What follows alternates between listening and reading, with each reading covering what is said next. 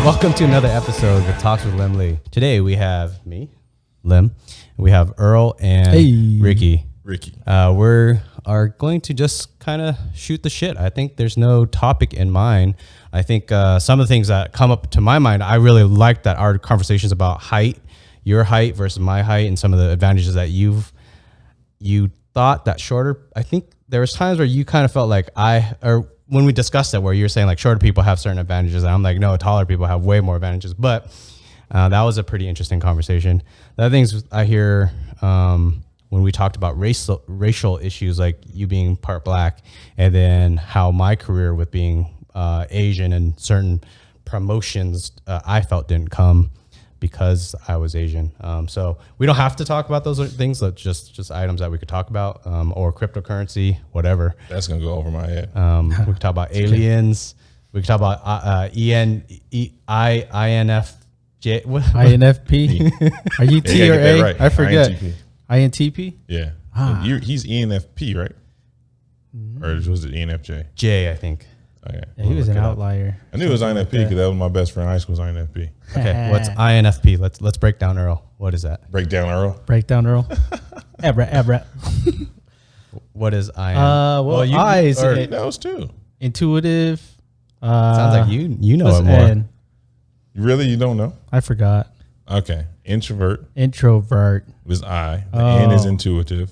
The F is feeler. Yeah. P is prospecting. What? I thought it was different. What's feeler? I think it's feeler. So feeling is actively assigning value to something. Oh. So like thinking. So INTP, that's the T is thinking. So I'm going to dominate the function of thinking before feeling. But feeling isn't about like emotions. It's about the assigning value to new information while it's happening. It's still thinking, but I'm processing existing data, like facts that we already know to be true. Like I know this stove can get hot, but you want to talk about something that is happening right now. Like let's say someone is actually being inappropriate right now. I might not even realize it's happening yet, and you're like, this is happening right now. I think you're right, though. I think it's I'm going to be more oblivious to something happening, and you're going to be like, we need to get out of here. You know what I mean? Yeah. So I'm just going to be scanning for people who sense stuff, and I'm going to react based on. Interesting. Yeah. I guess it's a different kind of awareness. That's what it is. It seems like what we're more in tune with. Yeah, it was just an example, though. Yeah. I mean, but it makes sense, though. I mean, I think even when you think about it in general, it seems like it's people might have a little bit more awareness of a certain type of, like me, it would be feeling. Maybe somebody might be more like aware analytically, you know what I mean? Through their thought process about certain things, I guess, with different personalities. Be aware analytically. Yeah. I don't know. When you think, you say you have to actually analyze it when you think. When I feel, I just feel, and that's it. You know what I mean? Feel kind of like, is that kind of the difference between the two? I don't know. I mean, most of my reactions are kind of recorded because it takes me a long time to actually process what's happening. That's how I do feel a lot of times. I don't know what it is. Certain situations I feel like I could react quickly. Yeah. And then a lot of times, even Emmett, well, that's a big difference between me and Emmett. I sometimes take a month before two of those situations, that's something that he's done. And I'm like, hey, you also did this last month, and I was able to process that. Right. And I think that was wrong of you. When you really think about it all out, it's a lengthy amount of thought. And then I'm like, that was wrong of you, in my opinion. And then he's like, dude, you held on for a month with that? And I'm like, well, I just figured it did offend me. It took me a couple of days to figure it out. Down. Do you write stuff down and? No, I should. I probably should. I do that all the time. Do you? Yeah, almost every day. Journaling, you mean? Or is it some type of journaling? Novels. I know. Yeah. It's kind of basically like what he said, hey, you offended me, or, you're trying to, I guess, confront. So for me, I would like to minimize confrontation. If I'm going to confront, I would like it to be the last time. No, that's good. So I'm gonna not just shoot from the hip. I'm gonna be like, okay, what exactly is wrong with this? Where exactly do I stand? what was it that, and I'm sitting here writing it down once, write it down again, or I'll read it and delete stuff. That's a lot of critical thinking, man. Yeah, before I confront. Because, like I said, I wanted it to be the last time. That makes sense. So, for me, I like the. I oftentimes, when that event happens, I don't know if I'm actually right in feeling that. What do you mean? Oh, like I don't know if someone did something and then there's something in my blood. I actually feel it. And I'm like, or my temperature actually gets warm. I'm like, did that person mean to offend me? Mm-hmm. Or am I overthinking the situation? Yeah. Or are they constantly like that and I just haven't realized it till now? So I have to like process all that and think about it out. I think it out. And then I start thinking, okay, if they do that all the time, is that a healthy way to have this type of friendship? Should I be around that? Mm-hmm. So then I bring it up to them saying, hey, that bothered me. Yeah. As a friend, who my type of character, I try to live a positive life. And by you saying those things all the time, right. It's kind of like either shit talking or it's degrading or whatever. Yeah, I don't like that. You putting other people down. Yeah. I don't like that. Is growing up in basketball was shit talking a pretty common thing though? The interesting thing was basketball didn't really happen for me until high school. I mean, I played like youth center stuff or whatever, but I wasn't always tall. I don't know if that came up, but I wasn't always tall, or like I was like a chubby kid. So I would want to play. When did you pick it up then? Freshman year? Freshman year, yeah. Did you play at all, like in middle school? Not for this team. I tried out, didn't make it. But no, I played in like youth sports, like kind of like Boys and Girls Club. So you got but you ended up getting a scholarship. I had a growth spurt. Yeah, I did. Yeah. I had a growth spurt freshman year. I grew 4.5 inches within the school year. That's crazy. Yeah. I just shot up. Then I actually lost. I shot up and lost weight. I was all like lanky, goofy. But I would adamantly like practice all the time, every day. Practice. And then another thing that helped me out was a lot of kids didn't have the grades to play. So like that's how I got on varsity so fast, because people's grades came out and there wasn't enough people making the grade. Yeah, so they were like, Ricky, come play. I always assumed that teachers or the coaches would kind of make deals with other teachers to okay. Mm-mm. No, like in college, the thing was they try to not challenge you so that you pass. It's like all of my whole team had non-credited classes, and a few of us went down and actually like demanded real classes. Yeah, when Ricky did the last conversation here, he was talking about when he got his scholarship. The classes were made for people to pass, and he was like he wanted to get more challenging classes. Well, I was here for a degree. I wanted specifically computer. I wanted basketball to give me computer and electrical dual bachelor's degree is what I wanted. But I also wanted to play D1. Didn't make D1 is the people you see on TV, like the schools. Gotcha. So I was like, hey, I want to be on TV, right? But so does everybody else. So it's a very competitive. It's a lot of competition out there. So anyway, Division II was the offers I got out of high school, and then after 2 years at JUCO, still Division II. The thing was the schools didn't have engineering programs, only computer science. The ones that you wanted. Any of them, I didn't care. Really? I didn't care if I was going to be. Was it just not available at the time? The schools didn't offer engineering. It was always computer science. I didn't want computer science. You wanted computer engineering. Gotcha. And electrical engineering. So anyhow. Did you know those two were harder than computer science? So specifically, Texas Instruments, I knew someone that worked at Texas Instruments, and I asked them to ask the engineers, like, who makes the most money and what is their degree? They were like, well, both of these degrees, computer engineering and electrical engineering, if you have both, like, you're definitely going to be top. Yeah. So that's what I was going after. It didn't happen. Hey, you still doing well though. Yeah. Making my own way. Yeah. Everything I thought what life was going to be like didn't happen that way. Yeah. I don't think any of us gets to choose that. I remember thinking I was like, this is not going to be my life. Yeah. Yeah. Well, for me, like I was in accounting, and I was always my plan B. Like I graduated during like the crash, 2009 ish, like in accounting and Did you start your degree like 2005 then? A little bit before that. I graduated high school 03. Yeah.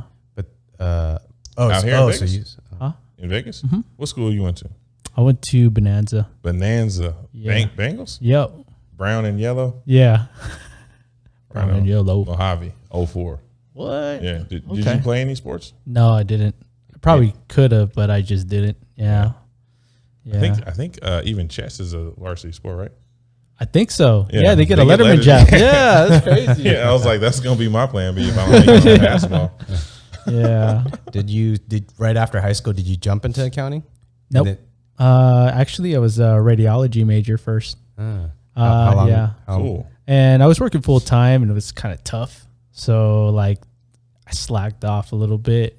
Failed a couple bio classes, and Biology I was 95? over. Was it biology 95? 195, I believe. Oh, geez. So that's even higher than. Yeah, and then 223 afterwards. So dang. Yeah, they still let me tough. though. Oh, okay. Yeah, and I was like, oh, I failed the first one. How did they let me go past the next one? I was like, it's kind of funny. Yeah, for real. And I failed the next one afterwards. They're like, oh, I wasn't even supposed to be in this class. Can you take that off? Nah, you got an F, bro. That's like, cool. oh, shit. So you did radiology, accounting, and IT? So that's the thing. Like, it doesn't really lead to where we're at, right? Yeah. So it's like, an accounting major first. Out of college, I was at MGM Resorts. I did internal audit for about 4 to 5 years, and then went to a Legionnaire for like another year on top of that. When you jumped from radiology to accounting, what happened? So I was at UNLV at first for like 2 years and then I was like, maybe this isn't for me because I'm not putting my heart in it anyways. But I think it was like a little bit of both, of not just, maintaining my focus on what I need to do. So I went back to CCSN at the time, college. Yeah. So that's back. CCSN. Yeah. Because they call it CSN now. Yep. So it was way back. And I ended up taking a variety of classes, and I didn't know what I wanted. So I was just, I'm going to take a real estate class. I'm going to take an accounting class, take a like a marketing class. It was like a web design class. Dang. Yeah. And then something else. And I was like, what would be the most stable that I could fall back on? So it was always my plan B, which became my plan A. And it's like, and then you go through life and it's like, you know what? I've been in so many different jobs, though. That's what it sounds like. Yeah. I feel like I know somebody that almost exactly went down that path. Yeah. Emmett. Oh, yeah, he did. Accounting was always a plan B to him. Yeah. And he went kind of far with it, and he hated his job so bad. Yeah. I mean, I didn't necessarily hate it, but like I did. I can say I got like complacent a bit for sure, because you're just like doing the work, and then, it's a little numbing sometimes for sure. Yeah. I mean, I transitioned to IT compliance, working over at Cosmo, where I met you guys over there. And then, business analytics for a little, data analytics, and then what's that? Jump ship. Data analytics. What we were doing anyway. So it wasn't real. I mean, for me, it was more like maintaining the servers with Jerem a little bit, doing a little bit of financial reporting. It took a little bit of accounting background, like knowledge to do, but not a whole lot. Some of it was like data visualization software. Shout out to Jerem. I'm sorry that I've... oh, that'd be cool to get him on. I invited him on, and he says I think he said he's not a social, or not doesn't want to be in the public's eye. And then he invited me over for ping pong. Aw. And I skipped on him twice. One time we had just at his house. Yeah, he invited me over. Aww. One time, Yum's surprise they threw us friends threw Yum a surprise birthday that day that I was supposed to go, so I canceled that one. Then the next one, I think I had a podcast. It was just like, I'm sorry, Jerem. Sorry, man. I love you, man. Miss you, Jerem. I do. Yeah, good people for real. All right, sorry. No, but like just back to that, anyways. And then, did you know Jerem? I don't know. Maybe briefly. Pollock. Yeah. J. Pollock. Username J. Pollock. Probably reset it a couple times. I know usernames, man. I'm serious. Yeah, I don't know. And then got into loan officer stuff just recently. So it is kind of like how Emmett went into real estate, but I went into, doing loans instead. Kind of enjoy it. It's kind of a different realm. I've never been in a, what is it? Kind of, what is it? Like the effort that you put in is what you're going to get out. It's only comp based, like your commission based. Yeah. How do you get people? Like you trick them? That's kind of how I would think. Like finagler here? No. You kind of like scanning them passively through events or something. I don't know. Right now it's just been within they call it a SOI or sphere of influence. That sounds like sales. It is. I can't stand sales. Yeah. See, I never thought of myself. It feels unethical. I've never been in a sales job, and then doing this job, I actually do not feel like a salesman. Oh, okay. I don't. I feel like still helping people out get to where they want to be, like assisting a lot of people, and getting them. I'm providing the best service. I know it sounds like salesy right now, but I feel like I can provide a lot of help. Yeah. I don't know. It's weird. It's different. Like never been in a sales job before. Never been in a position where I'm like, oh, you're only gonna eat what you go get. Right. But yeah, it's a different realm, and my mind is still like jogging around it, like still picking it up. It's been a big learning experience, though. I think I've learned more in the last 5 months in this job than I've had in many other jobs that I've had before. Yeah, it's interesting. Well, you're doing like a industry change because you've never worked in housing per se. Housing and never have. Yeah. Hey, you just keep like evolving almost your skills. Like how many is that? 4 industries? Kind of, sort of. 5. Yeah, I took a break too. Yeah, a little bit. Was a dive master 4. once. That's 4. Yeah. That's impressive. Oh, dive, dude! He freaking skipped America for like a year, or was it 2 years, or how long was it? Well, back then you were a dive master. Yeah. So he left America, and then he became like a tour guide and dive master. Oh, that was like 2 different occasions. Oh, that was 2. Oh, that wasn't part of the same. Oh, no. Well, you can't really be a tour guide then. All right, guys, I'm gonna go. Yeah, tour guide them up on land and then under the sea tour guide. Oh yeah, I guess you could. If everyone was diving. Yeah, possibly. Yeah. And then you'd have to have an underwater microphone.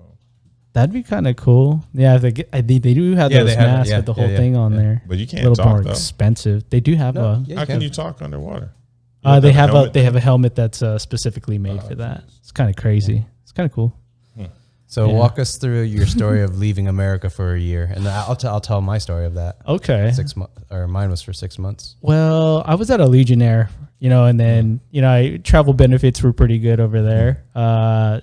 Travel a little bit with them. Good people out there too, over at a Legionnaire. But you just gave me an idea. It's like, I don't know if I can just be doing this like in the office, that much, and so like in audit in itself. Accountant for a Legionnaire, or I was an internal auditor. Internal. Okay. Yeah. So every hour has to be budgeted. Has to be allocated to a certain budget for a certain project. And it seems like I was just talking to my boss about this earlier, but I think like time is an imaginary thing anyways, right? I think so anyways. We only believe we've only made time relevant in our own doing. But I think in myself, like in my mind, I feel like time, like a lot of people say, oh, time is money. Time is money. I said, no, time is freedom. Exactly. Time is freedom. And then I didn't realize Which that. Which is valuable. Yes. I think it's the most valuable thing. Hugely. Yeah. I mean, it's all perspective anyways. I didn't even realize that until like afterwards. So I said, you know what? I'm gonna quit my job. And a lot of people were like, well, what are you going to do? Well, I'm not sure what I'm going to do. Do you remember what was going through your head that day when you literally just said, I'm going to quit my job? Or was there things boiling up, like you disliked your job, you disliked the people you worked with? Or not necessarily. It was probably, it was just built up over time, I think. I mean, like if you sit in front of a desk and, type of way. And I mean, kind of my purpose of way of living is like, it's hard to define back then a little bit. I mean, when you start to question your whys, you know what I mean? For me, it was like, okay, why am I doing this? Why am I here? Like, and then it brought to me like when I thought about it, I actually looked up an article online and it was just like, hey, if you're gonna, only you can make that decision to quit your job, and then like like looking back at it, I think it was probably one of the better things I've done.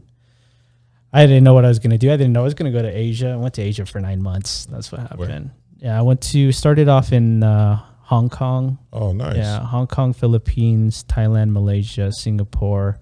Hopped the border to Burma. That's like a whole lot of good food to me. Oh, yeah. Oh, you get down with that? Yeah. All of it? What about the women?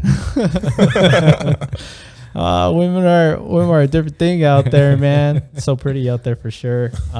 Met a lot of awesome people out there. I think my main objective actually going out there, the reason why I left, it was so simple, but it was good enough for me. I was like, I just want to meet good people around the world. That's it. That was it. I was like, had a friend over at MGM, and she was like, her name's Kim Bonnie. Thanks, Kim. Thanks, Kim. Thanks for initiating that journey. Earl down that path so he could meet me later. Yeah. So it's just kind of crazy. Like she was like, "Oh, I'm gonna go out to Macau. I got on an audit." I was like, "Oh, and you can stay." She's like, "You can stay at my place, and then afterwards, we can go out over the night and just go and hang out." And it's just like, okay, I'm down. Let's go. And then that started the journey there. And then went to the Philippines, met some great people over there too. Yeah, shout out to Casey and dudes over there too, and fam. I stayed with them for a little bit, a time. They took me around over in the Philippines for a little bit. Very loving family over there. So it we started at it was a little bit of a progression. Hong Kong was like, oh, we're staying at the JW. Ooh, this is fancy. This is nice. We're going to eat dim sum at JW. It's like, ooh, what is this? And then you go to our family place. It's like a little bit more wholesome. It's a beautiful thing. Traveling around a little bit. And then afterwards, it was like a one-way ticket to Thailand. Didn't know anybody. Didn't know the language. Didn't know anybody. And I went there at... You did a one-way ticket? One-way ticket. Didn't even have baht on me. Didn't have the currency on me at all. That's pretty bold, man. Yeah. And I didn't even have a place to stay when I went. I was just like, oh, I'm just going to figure... You had money, though. I did, but it was already late at night. I ended up meeting somebody on the airplane. That's how it happened. It's like, I met somebody there on the airplane, and he was like, hey. It was super nice, though. Super nice of him. He was just like, hey, here's some money. I know you don't have any baht. I have a place that's like a block away from his condo that he had. And he's like, you can stay here. I know where you're staying, so you can just pay me back tomorrow. So baht is the currency. Currency over there. Yeah. And then, I don't know, just had a good time out there, man. And that's just where it started. Baht sounds better than the Vietnamese dollar. The Vietnamese dollar is dong. Yeah. Don't touch my money. How many weeks and months were you in each kind of location? Or maybe go by months. Maybe. Yeah, Hong Kong was only like a couple weeks, maybe a week even. Yo, this is an adventure, man. Oh yeah, oh for sure. I didn't know I was going to stay out there. Actually, a lot of people are, he's going to come back a couple weeks or a couple months max, maybe 3 months max. And then I don't know. So Macau and Hong Kong maybe like a week. Philippines maybe 2 to 3 weeks. What is it in Thailand? Maybe 5 weeks. And then Malaysia is when I did most of my diving out there. So I stayed on this island for about 3 months.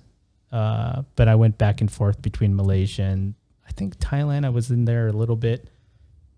Yeah, but I would go to Singapore too. Singapore and Malaysia, since it was like the island that I was at was only about 3 hours away from Singapore. So I went back and forth to renew my visa at least once. Yeah, from there. Yeah. So you that whole time was about 10 months, and then 9 or 10 months. Yeah, 9 or 10 months. 3 months in Malaysia. You said a little bit over. So 3 months on the island. I was hopping around a little bit. Yeah. So each time you hop, like say Malaysia, you hop to Thailand, then you'd hop back to Malaysia. I hopped back from Malaysia back to Singapore over a couple times. My mom came out to visit me at the time. Super crazy too. Yeah. Shout out, Mom. The prices on flights sounds like they would be expensive, but Asia, everything's so close. You got what is it? Malaysia, PI, I think Singapore. So it's all like each flight is like $150 or something or less. Yeah, it's not. I can't recall, but it was pretty cheap. I tried to use actually Bangkok as my hub. I was there for a little bit of time, and I ended up trying to buy a restaurant out there too. It was crazy. Damn. I threw down a little bit of money on with somebody out there. And what happened? It just didn't work out. Like they didn't do it like super legitly, like writing out the contract or whatever it is. But hey, man, you win some, you lose some. Yeah. Give it a shot anyways. I wanted to use Bangkok as my hub. Is like, hey, I'm gonna have a place to go to every time I come back. So I was gonna have that spot and then just fly out from there. Right. And, but it just never happened. But good experience anyways, man. Like Thailand was a beautiful thing too. Spent like some time with a family up there in like the middle of Thailand in Chiang Rai. Wang Papao is like a small city out there, and was like going out and biking to a hot spring almost every morning, and like, oh, it was crazy. That's cool. A lot of old people out there. You got pictures? I do. Yeah. I got to dig them out, though. I would say there's a butt in there. Yeah, I don't know. It's like a different experience for me, though. It's completely different. Thinking back now, do you think it was some sort of midlife crisis, something that you didn't like the rat race in America and just didn't like this lifestyle here? I mean, yeah, part of it was definitely. I mean, it's just like... You said freedom at least 4 or 5 times already. Yeah, definitely. Sure, that's in there. Yeah. I mean, it is definitely like that. And I guess it is a kind of a rat race if perspective-wise, though. For me, it was just like, yeah, I mean, I did mention that before, like back in the past. It's like, oh, do I want to keep up with the Joneses here? Mm-hmm. Like, it's just a mindset that needed to be changed a little bit. It's like a bubble that we're living in. Yeah. So I wanted to see outside of that. You did whatever you wanted to. For how long was this for? 9 months. 9 months. Yeah. That's pretty awesome. Yeah, super crazy. I had a reverse culture shock, though. Actually, we ended up going to Australia afterwards before heading back home. Only for 2 weeks, though. But when I went to Australia, it was like reverse culture shock, meaning like I was on an island for like 3 months, right? And then I come over to like Melbourne, and I'm like long hair, little dyed out, like wearing beach bum clothes in like metropolitan area. It's like going to Portland, and then it's just like, oh, who is this guy? Has like all these bags around me. Like, who this? You gonna camp out right here? Maybe. I'm doing what I want to do. Yeah, super crazy. Wait, what time of year was it using Australia? Oh, it was it was coming to winter time. Okay. At the same time, there's some crazy bugs out there. Oh, I didn't even get to experience the outback at all. I was gonna say I wouldn't want to experience it. You said you wouldn't want to. There's like spider webs everywhere. Yeah. I'm sure it's not like that everywhere, but yeah, I don't know, man. Everything's big and wild. Yeah, for real. Hunter spiders or something like that. Yeah, huntsmen. Oh, jeez, yeah.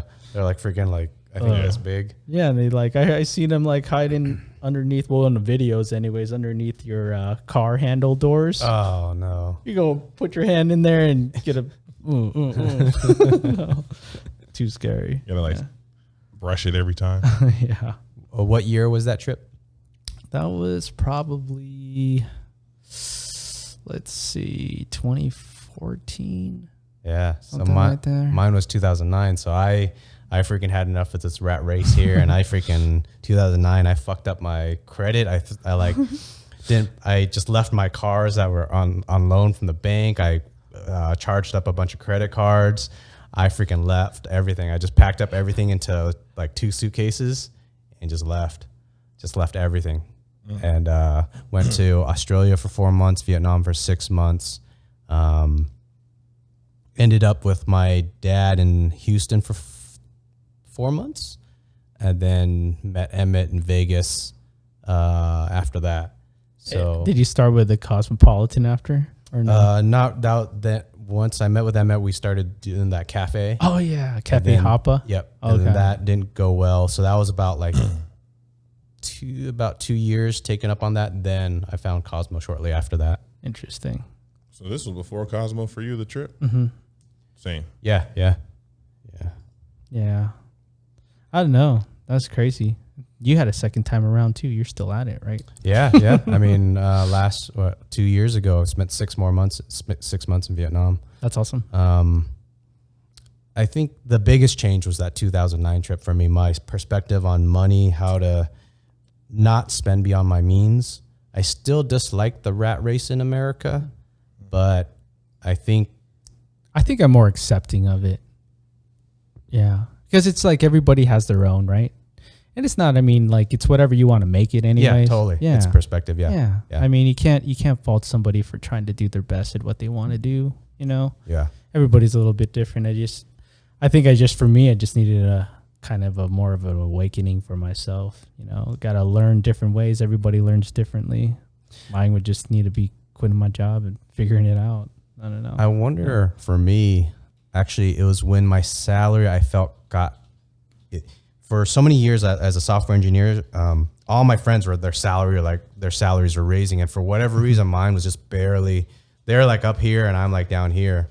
Mm-hmm. And whatever happened when I finally got to Cosmo, then the way that I carried myself or whatever happened, just some of it was some luck, some of it was slightly technically unethical. Some of the things like learning about someone's coworker's pay so that I could pitch for my pay to the upper management later to get a higher pay when I had to renegotiate.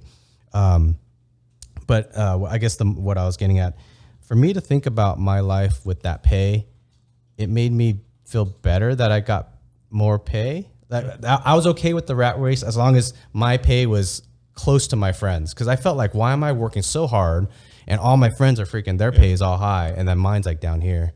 So I guess oddly, I was okay with the rat race if the pay. No, I'm gonna put this. I got more water here. Okay. I was okay with the rat race if my pay was reasonable, which is that if we want to break it down to mental intelligence of money and time and freedom. But I guess time is money, so therefore I'm making more money per minute. So I think time is valuable. Yeah. And then we say time is money. But I don't know. Yeah. That translates to money. Yeah.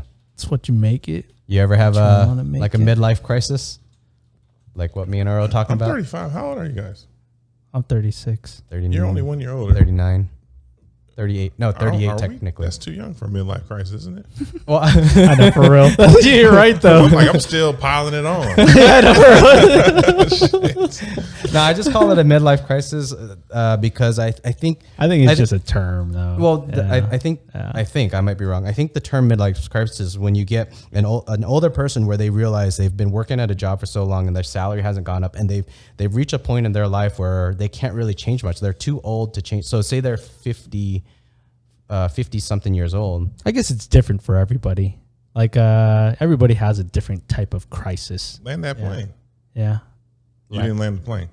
Oh, so at 50 years old. Let him land the plane. Land it. My bad. He said in one phrase, your response. But he's got like this whole setup. Let's set it scenario. up. 50 years old. Like if they've already went to college and they've reached it's kind of a peak in their career, or they've hit maybe a wall that they see an invisible wall, meaning their career has led up to a point where at this point in their life, whatever job title they have might be the final job title they have, or at least it won't go up much more than. So I think that's what midlife crisis is. I think. Well, see, none of you have kids, right? No. See, that's the differentiator sure. Here because I had a kid so young, which is why I didn't finish my degrees. How old were you? Had a dropout when I had a kid. 21 when I got my girlfriend pregnant, and when the baby came out, I was 22. But that derailed everything. There was no responsibility shift, though. Yeah, it was no climbing a ladder in the career. It was I need to work. I was like a small engine mechanic. I was a janitor. I just had to pay bills, you know what I mean? Get diapers. I remember I was working security at the Flamingo, which was actually a fun job, but it doesn't pay that well. But you know, I remember I had my apartment was $750. I made $12 an hour, I think it was. And so, excuse me. Good. After paying the bills, it was $20 or was it $40? No, it's $40 left over. So between every 2 weeks I had $20 to my girlfriend, $20 to me. Everything's paid for. Right. And it was just like that for 6 months. And then I got into, was trying to get into IT some way, somehow. I didn't have my degree or certifications or anything. So I had to start from the bottom. So I was a printer technician first. And that was interesting. It was at like a Lamaze class where I met this guy. I heard him, a sales guy, talking about we need a printer technician. I was like, a security guard. And I'm like, I think I can do that. So they were like, well, we're hiring and it's $15 an hour. I was like, $15 an hour? Like, I need you to understand something. Like, coming up, a $10 an hour job was good, right? It's was a respectable job. When I left from $12 an hour, I cried. I got like emotional about it. Then the $15 an hour job was another emotional thing. Every jump up past 10, I was like, man, this is good pay, I think. Yeah. But it's not. I had to work through feeling like I could even receive pay like that. Like, I didn't even feel like I was entitled to get paid well.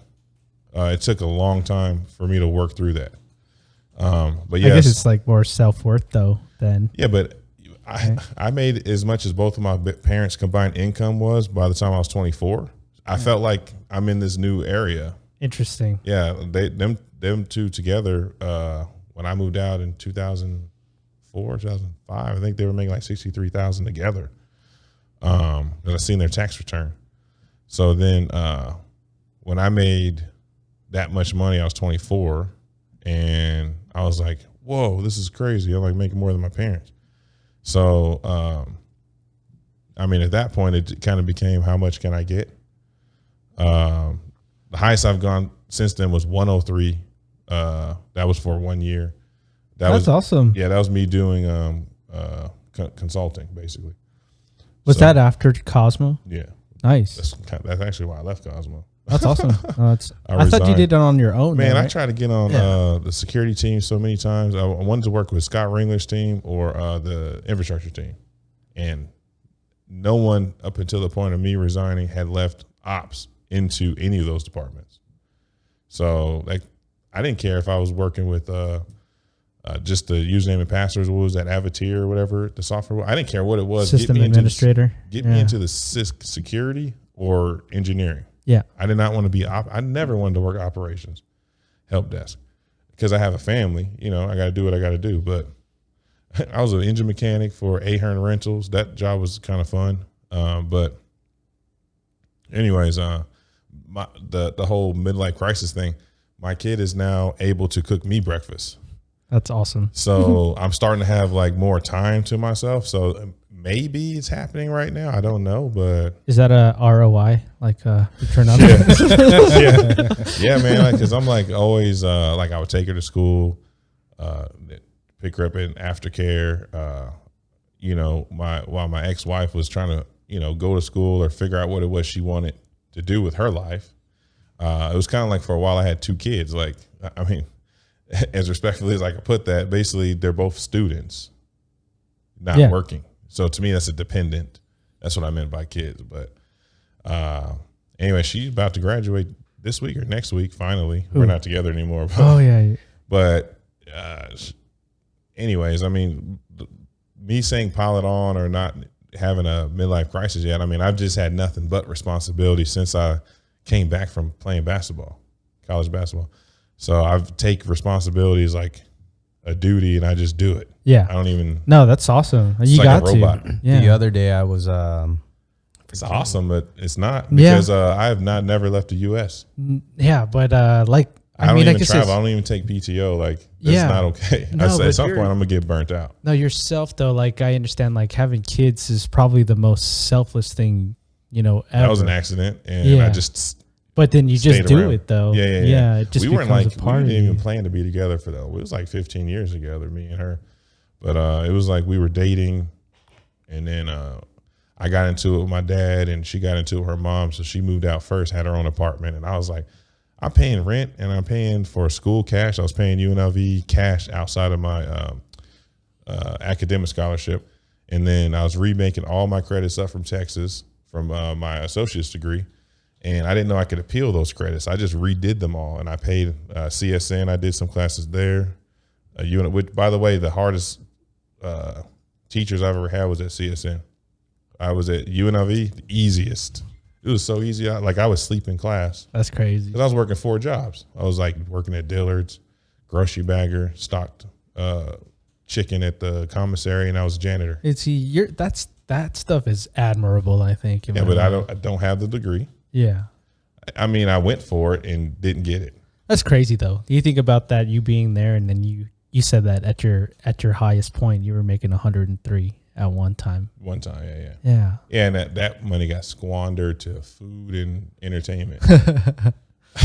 I'm not happy about that. That sounds like an LET tax. Yeah. Oh, what? A live entertainment tax? Yeah. Stupid. Oh, my God. I just made that joke the other day. Was that with you? I don't know. I don't think so. Yeah, I think it was out here. I said I was going to charge her LET. Oh, yeah. That's right. Messing with me out there. Anyway, that's yeah. Right. No, man, I think it's happening now. Like, I'm fed up with a lot of stuff. Like, I know I've work. Nothing's coming back. So maybe that's kind of how it goes. So like, I'm only at this job I'm at now, which is operations basically. Because working as a engineer or anything like that, I would be working 7 days a week on call or whatever. Yeah. So I was causing issues on the marriage. So I was like, okay, I can take my job down a notch and just clock out as like a help desk person. I would be making less money. Things will be tight, but I could do it. You want me home more. So I did that. And anyway, we still ended up getting divorced. So I'm just like learning about people, relationships, and my personal career goals, money. But I need some experiences in my life too. Yeah. And for now, what I'm looking forward to is me and my daughter doing that together. Because like I say, she's already like about to be a teenager in 2 weeks. So she's going through growth spurts now. She's like 5'8", but she like I said, she gonna dunk on you soon. I don't know. She wants to be as tall as me. I'm like, I don't think you want to be as tall as me, but whatever, you can be. She wants to be tall. She's gonna be tall. I think that's a lot to look forward to. But what you guys are doing, you can't do when you have kids. It's not that simple. Something I'm going to also jump back to where you're talking about this, the amount of money that you're making, $10 an hour, $15 back then. Someone pointed something to, or mentioned something to me the other day when I talked about a certain situation where I'm just going to use the word entitlement and not what I said that. I didn't feel entitled to the pay. Okay. Yeah. So I think currently like entitlement is kind of like the young people feeling entitled to certain things. The current, I would say the popular way of using that term right now. But anyways, millennials or whatever. Yeah. When I got out of college, all my friends were getting jobs at like, I had a computer networks degree, and all my friends were getting like $15, $17, $19 an hour. So I felt entitled to that. Like if someone didn't offer at least 15, I was going to take the job. You have friends that were in the field. Yeah. I did not. No. So I think it's interesting on either side. I had no one tell me. Like, I was literally in this, I'm a civilian. My family was all military. And then my friends were not in IT. I was the only one.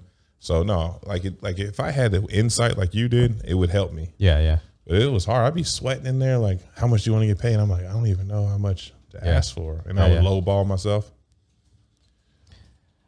Even when I was making, I think it was around 48,000, and all my friends were making like 75, 80, 90.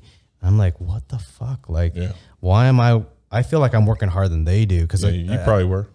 you guys kind of know me. I'm pretty aggressive in my approach on getting things done. If we clicked, yes, you're pretty like a responsible, get it done, diligent person. Yeah. So it chewed at me for so many years to try so hard and only get 48,000 when all my friends were there. At Cosmo, that's where like I was able to finagle into 75. I got overpaid over there, which has helped me out a lot with my confidence or whatever. That's good. Yeah. And then I worked at 75 for about 2 years, and I was able to finagle up to like 97,000 a year. And I was like, nice. Even when I remember interview with the CEO or CIO at the time, Chris Singleton. Yeah. I'm still in touch with her. So when I interviewed with her, I remember saying, I want 97. I won't take anything less. Like, I remember my heart was beating, and the breath like left, like I could barely say 97,000. I was like, nothing less though. What was that? 97. That was exactly it. It's intense, man. Yeah. Granted, some of it was I think I'm able to say it now because they wouldn't know who gave me I had somebody on the inside telling me the salaries of other coworkers and how much they were getting paid. Me too. You did? Okay. And so it'd be dumb not to do that. Okay, I'm glad. I feel like people judge me when I say that. Oh man, smart. It's true. You got to be on your team. I think it's dumb that we can't talk about that. Yes, I fucking agree. It's true. Yeah. I fucking totally agree. Like we are over here getting pimped out. Like don't talk about. Hey, like, yeah, we should. That girl on the corner over there getting paid more than me. Yeah. Just kidding. Yeah, actually, that happened with a guy on the team in the ops when we all got hired as analysts. Really, we were help desk. I was told I was going to be working with Cisco equipment. We was all Juniper. So Juniper systems. Oh my God. Yeah. Anyways, it was, what was it? Like 40 to 50, pick your number. Yeah. 40 to 50, pick your number. And I shot down the middle. I said 45. Done. Whatever you ask for is what you're going to get. And some people ask for 50, which I would have done now. But at that time I was 23, I think. That's pretty good, man. Yeah. Was I 23? I think it was 23, 2010. Anyways, doesn't matter. But like this one guy, he was like, I think one of the older guys on the team, he said 42. He got stuck there 42. And when I became a lead, they just maxed you out at 60. So they just bump you up 15,000. I was at 45. It didn't matter. You're just going to get full salary. So I didn't have to ask for it. And I got it. I was like, that was another crying moment. That's actually really good. Every bump. tier was like every tier was a tier. Yeah. Nice. Yeah. I mean, when I got I don't talk about that, but yeah, I mean, getting paid is a big deal. Yeah. And when I would get it, I finally felt like valued. Yeah, when I got the offer letter at 75,000, I like forwarded to all my family and friends. I was like, "Hey, look what I got!" When I got this 97,000. Oh, you did the same thing. It was a big deal for you too. Yeah. Oh, Yeah. nice. Oh, yeah. 97. That's legit. Yeah. Because mine was I got that contract. I had to pay taxes on that, but getting it as a job. Well, I guess you pay taxes on your salary too, but it's different being employed at that. Yeah. I wasn't. I was self-employed. Yeah. You get so I kind of feel like that's a little different. I don't know. But self-employment is weird. It's not a salary, and you got to put yourself out there. So. How's it been? I mean, are you still doing that contract stuff? Contracting? I have contracts now. Yes, definitely. Again, I rolled myself back to try to save my marriage, and I rolled back like the marketing and trying to get more clients because it would keep me away. Now I can kind of do what I want. So I have a proposal. I just did a 3D Fresnel zone, like point-to-point line of sight test. Somebody wants internet in Henderson. So I'm going to have that meeting. It was supposed to be yesterday. It got pushed to next week. And I have another, your office. My intention is to hear them out. And, but I'm going to be looking for how are they actually operating? Cause he may not know what he can do. Yeah. Because a lot of times people save money with me. It's not, I understand you're going to pay me, but you don't know what I'm capable of saving you. You don't even know. Just when people talk, like I educate them, and then I will walk with them through the process of basically vendor management. What are all your existing vendors? What are you paying for? And I help them out. So like when that $103,000 contract was actually $85,000 a year, and then I had an extra $20,000 project I added on top of it. But I saved them over $100,000 a year in contract renegotiations. Yes, I understand mine was 6 figures, but it was less than their savings. Oh, for sure. So actually, it was as if I never came. Like I left them better than I found them. That's just kind of like my theory. Man. Yeah, or not theory, but my philosophy. Yeah. But had they not taken that risk with me, right? I got that job volunteering first. To get into IT for me, I realized nonprofits won't turn down help. So I would literally find equipment in dumpsters or whatever, take it out, set it up next to my bed in my apartment. And like, I had like a whole domain running. I had bootleg, remember Napster and Morpheus, and I downloaded, was it like the bootleg server 2003 R2? Yeah, I had a whole bunch of like Pixie Boot and phone. I was learning stuff on my own in my apartment. And then I would update my resume, right? Then I would go to a nonprofit and say, hey, can I perform this job for you? And then they wouldn't say no because I'm not charging them, right? So then I'm going to use you as a contact. Learn it. Yeah, well, that's how I built my resume. That's awesome. So yeah, I would get in there and not know what the hell I'm doing. I'm learning on the side. They don't know, and I'm helping them out anyway. So I did that 2 or 3 different nonprofits, and then they actually became something. And one of the biggest volunteer is my biggest client right now. That's awesome. They're making huge headways. Hope for Prisoners is the organization, and they basically take people that come out of prison and give them vocational skills and a whole lot, man. Basically help them come back into society. How long have you been with them? 2000. I actually met the guy personally before this even. It was a dream for him, and I just kind of supported him, prayed with him, stuff like that. And then it started from like nothing, and now it's he was just on the new Donald Trump. Where is this going? Internationally, he internationally pardoned him for his because he himself was a felon, and so he helps people get back into society. The point is that was one that I volunteered for free for years. Are you a Trump supporter? Sorry, you don't have to answer. No. But it is what it is, man. I mean, Trump never really affected me personally. So I kind of think it's a waste of time to be like, oh, I'm a Democrat, Republican. I remember voting Libertarian one time. I felt like that was a waste because it's going to be one or the other. Yeah, exactly. So that was kind of dumb. I was like, all right, that was a wasted vote. It is. So no, actually now, because I'm involved in all these different nonprofits, I know who can affect the people I already support in town that I see making a change. So if I know this judge works with them or this, I don't know all the titles, but I kind of would do homework like that when I voted this year. So I guess the older I get, the more conservative I'm getting, or the more I care. Interesting. Right? Or like, you're going to affect my kid.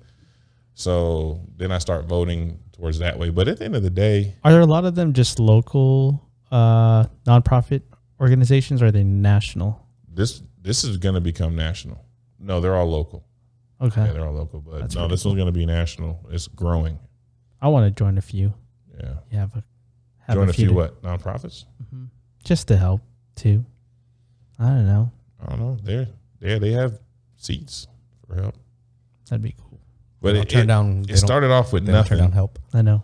Yeah, people would dump off junk and want a tax return, and then I would pick it up and sort through, make it work. And then I got built up my resume. Then that's how I got to City Center and Cosmopolitan like that. Do you feel that you have a sense of entitlement that changes now? That changed now, entitlement towards pay or? Yeah, I know too much now. I get it. I understand why they don't like older people now. I get it. I was like, all right, because when I was young, I didn't know that they was getting over on me. Now I know, and I worked in management. Well, with that in itself, though, like I feel like all that we're talking about, it's very personal, man. It is. Yeah, I feel. Well, the thing that sucks is earlier when you said that people don't talk about it enough. Yeah. I fucking agree with that. Yeah. It's almost like the capitalist system has built some type of like concrete jungle with these buildings and managers and companies where they don't want us to share knowledge. Controlled, yeah. And they control our salaries because we don't talk with each other. But I feel like it holds us down because we're not sharing that information. Of course. And the other thing is, and somehow through that culture, I feel like Americans have gotten protective of their salary, meaning they don't want to talk about their salary. Where I'm like, I guess with closer friends, I'm okay saying, yeah, I used to make $97,000 at this place. There's certain people when they hear numbers, they get like, oh, you made that much money. Like, what can I get out of you? But with good friends, yeah, I openly talk about every little detail from making that 48,000, jumping to 75, and then a year, like 2 years later, jumping to 95. Like, that's pretty big, man. All within freaking like 3 years. Like, that's nuts. Yeah, that's pretty impressive. But I guess for me to feel that I was already doing that work. There was actually in my opinion, there was no change. I was already doing software engineering at that level. So when they gave it to me, I felt like, hey, I deserve this. Like, you guys should have some back pay. Yeah, seriously, they fucking should have paid me. God, man, I don't know. Whether it be that I'm a shorter Asian guy, whether upper management white people maybe didn't want to give me a promotion because I'm Asian or I'm short, either one. So that was. Yeah, it's insidious, man. I don't know. I feel like all of this discussion we've learned, and we all learn in different ways. It's just all life experiences anyways, right? Yeah. I mean, no matter what it is, it's built you to who you are today. Oh, yeah. Right. And I mean, it's like I feel like sometimes we learn things all in different ways. Like not everybody can go out and travel. Not everybody can have a kid and do what you did either. To do what you did to make it how you are today. I mean, it takes I think, in myself, I think that you got to go through some adversity. Either you seem like you've done it from ground up and you've made it work for yourself. For me, kind of, I feel like, I feel like I've had it pretty easy a little bit in my mind for myself. Why would you say that? I mean, not easy, but, was it really like a struggle? Maybe like mentally it didn't really feel like it a whole lot, but I was getting complacent. For me, it was like a different type of growth. Like I think it was complacent because it wasn't hard? Possibly. Yeah, not challenging enough, I guess. And never really put myself through that adversity itself, right? And I just was like, maybe I was like, like, what is it? Like, where can I find it? Where am I going to put my whys? Where am I going to put my, like what I want to learn? How am I going to build as a character, and what I do? That's what I was saying, like, even in this last job, like, that I've learned over the last 5 months, learn more about myself and, like, being more comfortable at who I am and expressing myself than I had in, like, other jobs. I mean, when you work IT, what are you doing? You're just in front of the computer most of the time. You're not really talking to many people, for me anyways. Well, I know it depends on. Yeah, I'm in ops. I'm the face. You gotta definitely dealing with people. Yeah, so it's like, I guess it's different. It's different, right? But I feel like going through life, we learn our lessons at different stages. Some people need to learn it over and over again, and some people never learn it. Yeah. So it's like it's different. I mean, we just got to take it for what it is. I mean, and if we've learned the lesson, or if like not, was there a lesson to be learned, or is it just enjoying life? For me, there's an odd paradigm where on one. Paradigm's probably not the right word. On one side, I feel very fortunate to have the experiences that I have, as in I've been able to get a salary that was almost 6 figures. Yeah. I've been able to work in a corporate environment. I've been able to work at small companies. I've been able to see so many things. Yeah. And then there's on the other side, I'll call it my bratty first world problems persona. Yeah. I'm like, why am I not making 110,000, 120,000 like my other friends that are making that? So I'm very fortunate on one side, and then the other side, I'm just a first world problems type of person. When I was climbing up to when I went up to 48,000, I had like 2 friends that their salaries weren't high either. And they're like, oh man, if I made your money, that'd be great. It was kind of interesting for me to complain and then hear them. They're like, oh man, you're making so much money. Oh, they're doing the same with you. You're not even realizing. Yeah, exactly. You. Yeah. I remember those friends still till today. And I don't really have an answer for them. There was something, not that I don't know what to say to them to make them feel better. Even if I were to talk to them now, that was 12 years ago. Yeah. I mean, you got to just realize, they have this one, this guy, he paraphrased what he can in this poem or this little speech or whatever. It's called the Desiderata. Have you ever heard of it before? I think so. Yeah, I mean, it's a very beautiful thing. It's like, go placidly amid the noise and haste, and remember what peace there may be in silence. There's a lot of like sayings in there where he's trying to place like his life teachings in this thing, and one of them in there is you always come across greater or lesser persons than yourself. And you got to realize that it doesn't really matter. You're always going to be greater and lesser persons than yourself. And like realizing that and being okay with that and content with that, it's humbling to know that at the same time that there is, on the other side and the other side too, is you got to be okay with it and, take it for what it is. It's just the way things flow anyways. It's acceptance more than anything. not just really dwelling on it, but acceptance. That's what I think. So I'm going to take you to a first world experience that I got to have, and that you might you alleged you might have joined in, or you might not have joined in. Okay. And something that I invited Ricky to, Hong Kong and TJ. What are your comments on Hong Kong and TJ?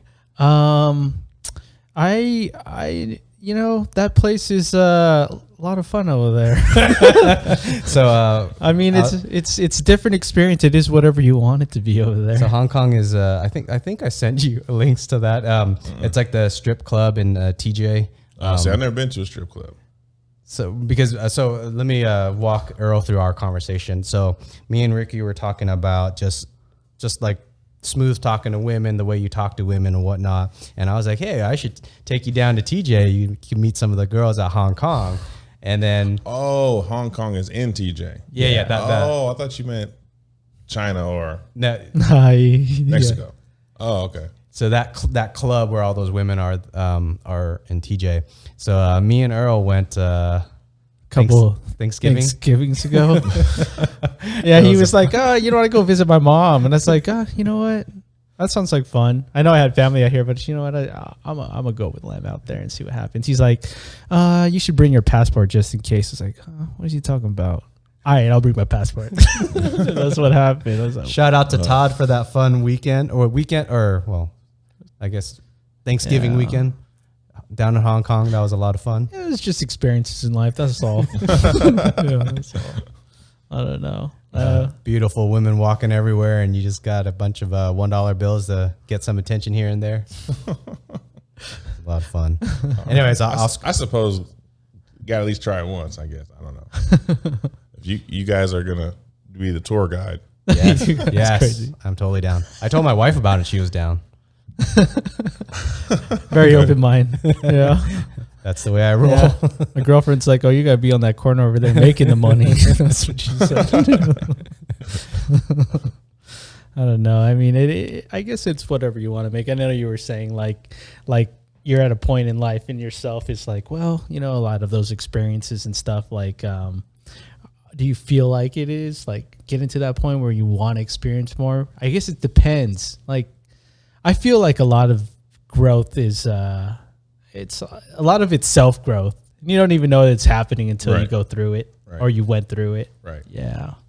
So it's I actually, like, for me, I'm more excited for you than anything else because there's so much you haven't explored that when you go through them, you're going to, I mean, like, it feels like there's a whole, for me, it feels like you're going to come across a whole new world you haven't explored before. And you're going to get there. You said you're going to take your daughter with you and everything else. And I think that's a beautiful thing. Yeah, people hop on planes all the time. I'm like, I want to do that. You're going to do that. Yeah. I'm going to go. I'll be down there next weekend. Where are you at? Miami? Okay. Yeah, exactly. I don't know. Yeah. You make it happen. But what's all this work for if you're not actually experiencing stuff? Yeah. Yeah. So. Yeah. I think it's good. Yeah. But to each their own on what their happiness is, too. That's true. Some people, I don't know. I think it was the other day I was saying, if you enjoy pineapple pancakes and that's your happy spot, that sounds where you get these at. I was just making it up. If that's your happy spot and if for whatever reason you work hard at life and that's all you want and you are happy with it, so be it. I can't be one to judge and say that you should travel or you should go experience that. If that's your happy spot, and then so be it. Yeah. Gotta have bacon with it though.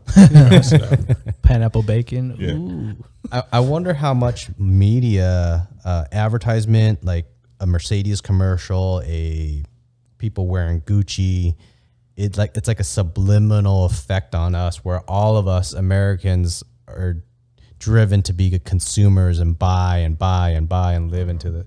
I don't think I fall in that, but I know what you're saying. Neither. I'm rich in experience. Yeah. Not so much in things. Yeah, if there's something going on right now that's popular, consumers, right? They're jumping on and buying it. And by the time that fad is over and it's actually on sale now, I might try it out. That's where Ricky's at. It's no longer cool though, but I didn't pay full price. Yeah. I agree. I'm along the same lines. Yeah. Yeah. So yeah. Do you still find that you're are you still consuming? Of course, a decent amount of your salary or your income into consumables, goods. Consumables not a good word. I actually like watching you stumble over which word is the right one, because I think earlier it was I forgot. So products and collectibles. What are you talking about? Just if you had to just reflect on yourself on how what much do I spend money on? Mm-hmm. Do you feel that you waste a lot on products and stuff? I'm actually quite tight with spending, but what I do is now, since now that I pay child support, when I pay, then I give myself an allowance. So I was like, oh, I pay her, and I'm going to keep this much. So now I I take the same amount of cash out, put it aside, and I use that to be social, because I otherwise I'm just saving money right now. So I would right now, happy hour has been a thing, because I didn't know I can have like 6 drinks for under $20. You know, that was incredible. God, I'm down. Yeah, I was like, what? Oh, that's why you said happy hour the other day. Yeah, I was like, bought drinks. I was like, okay, I got this. It's all 18 something. Yeah, I got it. And the wings, you know. So that's kind of what I'm doing, and then just trying to hang out. So a lot of stuff I'm doing is where I might bring my grill and grill some burgers at the park. The park was free. Boulder City Beach, free. That's dope. Yeah, I mean, you get some firewood from the store. It's like $4 or $5 a bundle. Where's get 4 of Boulder those. City Beach at? You just drive down Lake Mead Parkway and just keep going for like 25, 30 minutes. It's Lake Mead though, or no? Yeah, it's Lake Mead, but it's not a beach though. It's literally, I pull into this parking lot and there's all these like grilling, picnic, and fire pit areas, and it's free. And then I get about 2 hours worth of firewood, which is $20. This is what I'm doing. I go out there, I bring my own bottle, have my friend or my daughter, whatever, and then we're going to start a fire, grill some burgers real That sounds quick. pretty dope. And it doesn't cost that much money. Yeah. So you hanging out with friends, talking, $30 max. But I'm not consuming anything. I'll answer for me where I spend my money lately. Then Earl, you go next just for the heck of it. Lately is this equipment that you guys see. I've been spending a lot of fucking money on this stuff. Looks expensive. Yeah, for real. But I feel like it's an investment. I think in the beginning, my wife was like, "What are you fucking doing? This shit's expensive. Like, why?" Nice, you go ham though. When you go deep, you go hella. Hey, you're doing it well. Also, yeah. Thank you. Like, even your Production's intro, nice. I was like, "Wow, this is like it." legit." Yeah. So there's other like equipment like the computer. I upgraded my computer because it's got to process the 4K video and stuff. I have like an 18 terabyte hard drive. For me, that seems like a lot of storage space. You working in IT, you probably deal with servers. So yeah, but you got footage, so that yeah, makes sense. It's for every true. recording is about now I'm reaching about 350 gigs. Are you archiving on like Wasabi S3 or something, or where are you archiving? Archiving into just a standard hard drive. Oh, you're actually using hardware to archive? So you just keep buying hard drives? I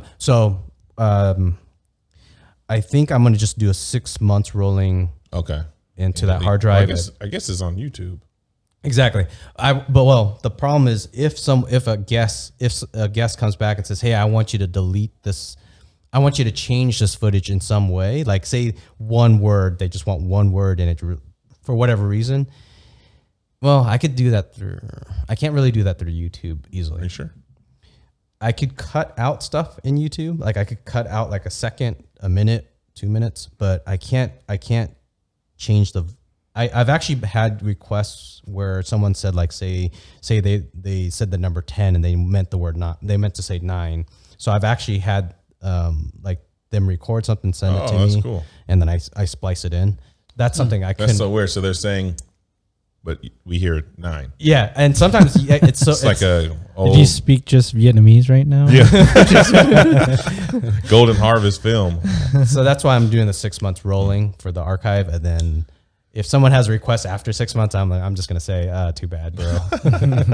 You got the IT compliance, right? So I spend money on this hardware, but it's kind of I think a one-time cost. What are you using? Synology or what? What is your NAS? No, I don't have it. I'm just storing it on that 18 terabyte drive. The one drive is 18 terabyte? Yeah. That's huge. I mean, all right. I It's have working. I have a 2 terabyte solid state. That's like a, I forget, like so it's not an array. It's one disc. You Just literally one. can lose it all. I could, yes. Tomorrow. So on my solid state drive, I have the most recent one that I'm cutting, and the 6 or 5 most recent recordings. Mm-hmm.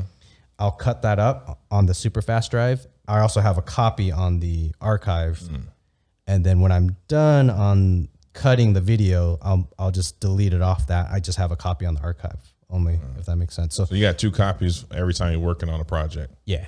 Okay. All right. Is that enough redundancy? I mean, at least it's in 2 places. Yeah. 2 places, 1 computer. If the whole computer that's water cooled, if it were to leak, that would fucking suck. Do they leak? Water? I've been running for. Do they erode and leak one day? I haven't heard of that. Or corrode? They do corrode to some. Erode? Anyway, Corrode. now I'm doing it. I at least have an excuse. When I went to Vietnam for 6 months, it's Vietnamese there, just real quick. Have an excuse if you go to a country for 6 months and talk their language for 6 months, you lose your English if you're not practicing your English every day. Yeah. So that's my excuse. The last time in 2009 when I went to Vietnam for 6 months, I feel like it took 3 years to get me back to the English that I was used to, if that makes sense. No way. Yeah. Wow. So when you see me struggling for words right now, this is exactly because I spent that 6 months in Vietnam, which was 2 years ago. So hopefully in about a year, I'll get back to normal. You sound like a COVID-19 thing. Like, we'll get back to normal soon. So I don't have like Amazon Prime. I don't have Netflix. I don't spend money on that stuff. I don't have any music subscriptions. I don't have any subscriptions to anything. So my money have subscriptions. Yeah. Yeah, I have like over $150 worth of subscriptions. So then just this hardware, and then the only other thing me and my wife do is we go camping. So that's our money. I feel like camping is pretty cheap now. Once you buy your camping equipment one time, after that it's just. What kind of camping though? Like you bring in your meal, or like you roughing it out? You digging holes to go to the bathroom? No, not that rough. Right. Just bring a tent, bring food, and park near a bathroom. Yeah. How many days? Anywhere between 2 to 9 days. How many? That was so random. 2 to 9. Yeah, that's a pretty big span there. So you shower? Like, how do you shower? Well, it depends on the place. They have facilities there. They may have facilities. Because of COVID, a lot of the places shut down their showers. So that even the last trip that we just did 3 weeks ago, we had the shower bag where you fill it up with water. Yeah, the solar shower. Yeah, well, it's not. The solar sucks because the sun's supposed to warm it up. It's supposed to, but it doesn't do a very good job. It was cold, man. It was freaking cold. And then I'm about to join you, man. Yeah, my daughter wants to go camping. You're more than welcome to. I'll give you the itinerary in the next. I gotta get a tent first. In the next Should we just do one over at Mount Charleston sometime? You guys want? I'm down, man. Just to do like just a small weekend trip, make it easy, just make it quick, right here. Yeah, not like even right now. go foul. right now. That should be dope though. Yeah, in the next 4 months, I think I got 5 trips. So if you want to join in any of the sites that I already booked, or are you going? You're going out of state. Yes. Yeah. How many national parks are you trying to hit this year? 4. I thought there were a lot more. Yosemite, one of them. Yosemite was, but there was some weird issue when I tried to book it. They said there was flooding that type of year. Then a big fire just happened, and it was all. So the California just had some big fires, so it really fucked up the trees and the national parks there. Yeah. So not doing Yosemite, so I'm doing Sequoia in 3 weeks because that's the closest thing I think to Yosemite. Doing Redwoods, that's Northern California. That's awesome. Those things are scary, man. Yeah. I wouldn't scary as in you're afraid it's gonna fall on you? No, it's like I was driving up north to pick up my in-law, and she lived in, I can't remember the name of it. It was all the way up north. And I got out, I had to go to the bathroom, and there was nowhere to stop. Like, it's just, you're driving through all these trees. I didn't know these were these big redwoods. So I get out the car, and I'm just like going on the side of the road, and it's just like oddly silent. Like normally there should be some ambient noise. You're outside, and it's just silent. Then I look up, and it's just this big, massive tree. You And just I never felt so small. Yeah, I don't think you've ever felt that way. Is that the first time since you were like 5 years old? And there's no sound. And I was like, oh, like this tree is scaring me, man. Like I got back in the car, but I was like, I don't know. It felt powerful. Like, I don't know. Like I ain't shit. Like, I don't know. Was there any just the tree itself, or do you happen to get like scared with like ghosts or anything? No, it was just dark outside. I didn't realize because I couldn't see because it's a tree, and there's so much foliage, right? So I didn't know I was next to all these massive trees because I was driving at night. So yeah, That I felt sounds awesome. humbled. Yeah, I was like, oh, this thing is powerful. Yeah. Have you been to Redwoods, Earl? Only when I was really young. I can't even recall. Yeah, I'd like to head out there. Not because it would fall, just because it's so big, and I'm not that big. I don't know. Yeah. Another trip that I'm really looking forward to is Sawtooth National Forest, I think, in Idaho. It looks like Yellowstone in Yosemite. Really? Yeah. I didn't even know they had something like that out there. Yeah. That's cool. It's pretty out there. You been to Sawtooth or Idaho? Idaho. I've never been to Idaho.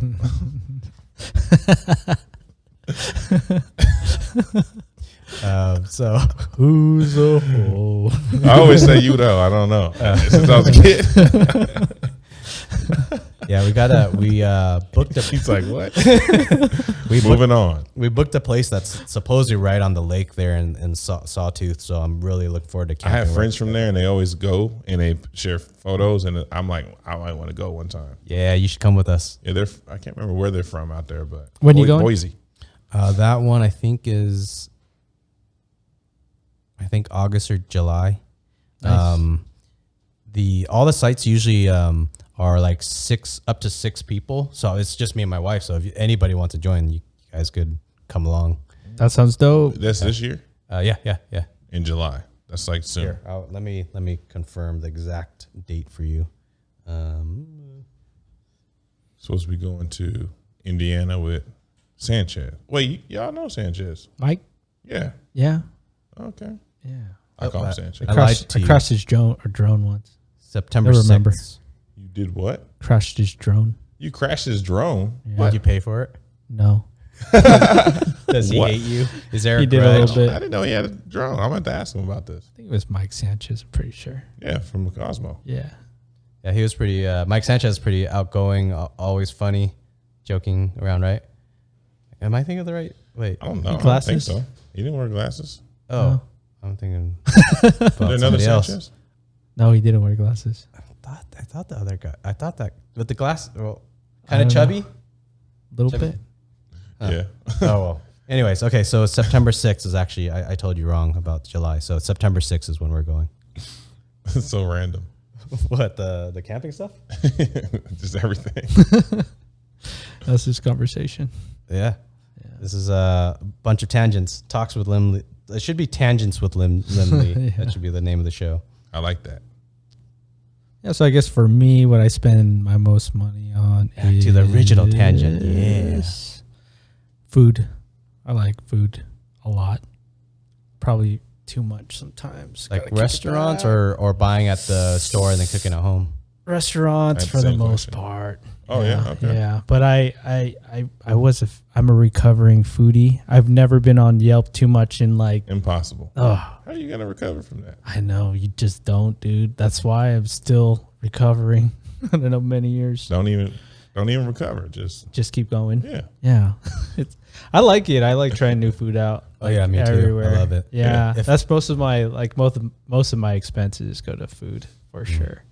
Enjoy the company of people, going out, hanging out, whatever it is. But This is company for me. I enjoy Yeah. this type of company. yeah, for sure. Right. Yeah. It's just there's no food. The food, I feel like. I'm trying to tie it into. Yeah.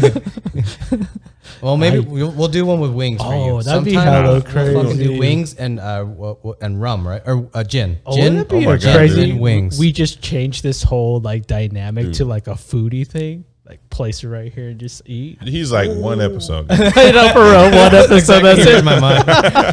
We could try it out. We did that episode with the wine sommelier. Oh, sommelier. Yeah, sommelier. Because my sister's that, and it sounds like sommelier. Yeah, sommelier. Yeah. Okay. And the amount of eating and drinking, like the what is the sounds? Is just I don't like that. I don't do that. Yeah. People watch that on purpose. That's okay. What's that? ASMR. People watch. Yeah. People watch people eat. Yeah. I'm not as bad. It doesn't bother me as bad, but it does. If after a while, I could see. I'm on YouTube a lot learning stuff, and if you got a wet mouth, you said you can't do it. You can't. I'm hearing your mouth splash. Oh, I see. Yeah. No, man, nasty. I feel like you're in my ear, like licking my ear or something. I was just talking to this with my girlfriend at one point. I was like, "Hey, they have that fans only or OnlyFans, whatever it is. I don't know if you're familiar OnlyFans, with OnlyFans. You just do an OnlyFans ASMR instead. Just all sound instead. Someone's probably doing that. You think so? I would bet. Yeah. Her nickname was supposed to be Tasty Testes. I feel with the internet, every fetish. That got to Earl. Yeah. What? I feel like every fetish is available on the internet. I feel like it's always out there. Hey, you never know. I've never searched it, but maybe we could bleep that out later. What do you bleep that? Tasty test. Yeah. You can't unsay that. I mean, you can edit it, but I thought you were talking about a woman. When you said that, I was like, oh, this is a guy. No, girlfriend. Why would hers be called Tasty Testes? I don't know. Yeah. Yeah, I was like, I think I know how, but that changes this whole conversation. I'm going to go on changing the conversation. What do you guys think about cannabis? So I'm a lightweight. Is there anything on your job that you should not? They don't drug test. And then it's also recreational in Nevada. Anything on your job? No. That we should not talk. Okay. So you're a lightweight. I'm a lightweight. Lightweight. It's not fun for me. I'm not cool high. It's not my thing. Have you never had a good experience hanging out with friends while high? No. Huh. Well, we'll have to do see that. This is how it starts every time, and I don't have a good time.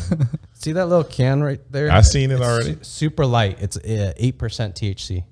8%. Yeah, I don't know. I end up either going to sleep or I'm too much. I'm like you, man. I fucking not like. I don't like going to sleep if I'm trying to hang out. Yeah. I have friends that are like, oh, just smoke sativa, you'll be fine. But sativa knocks me the fuck out. Me out. Yeah.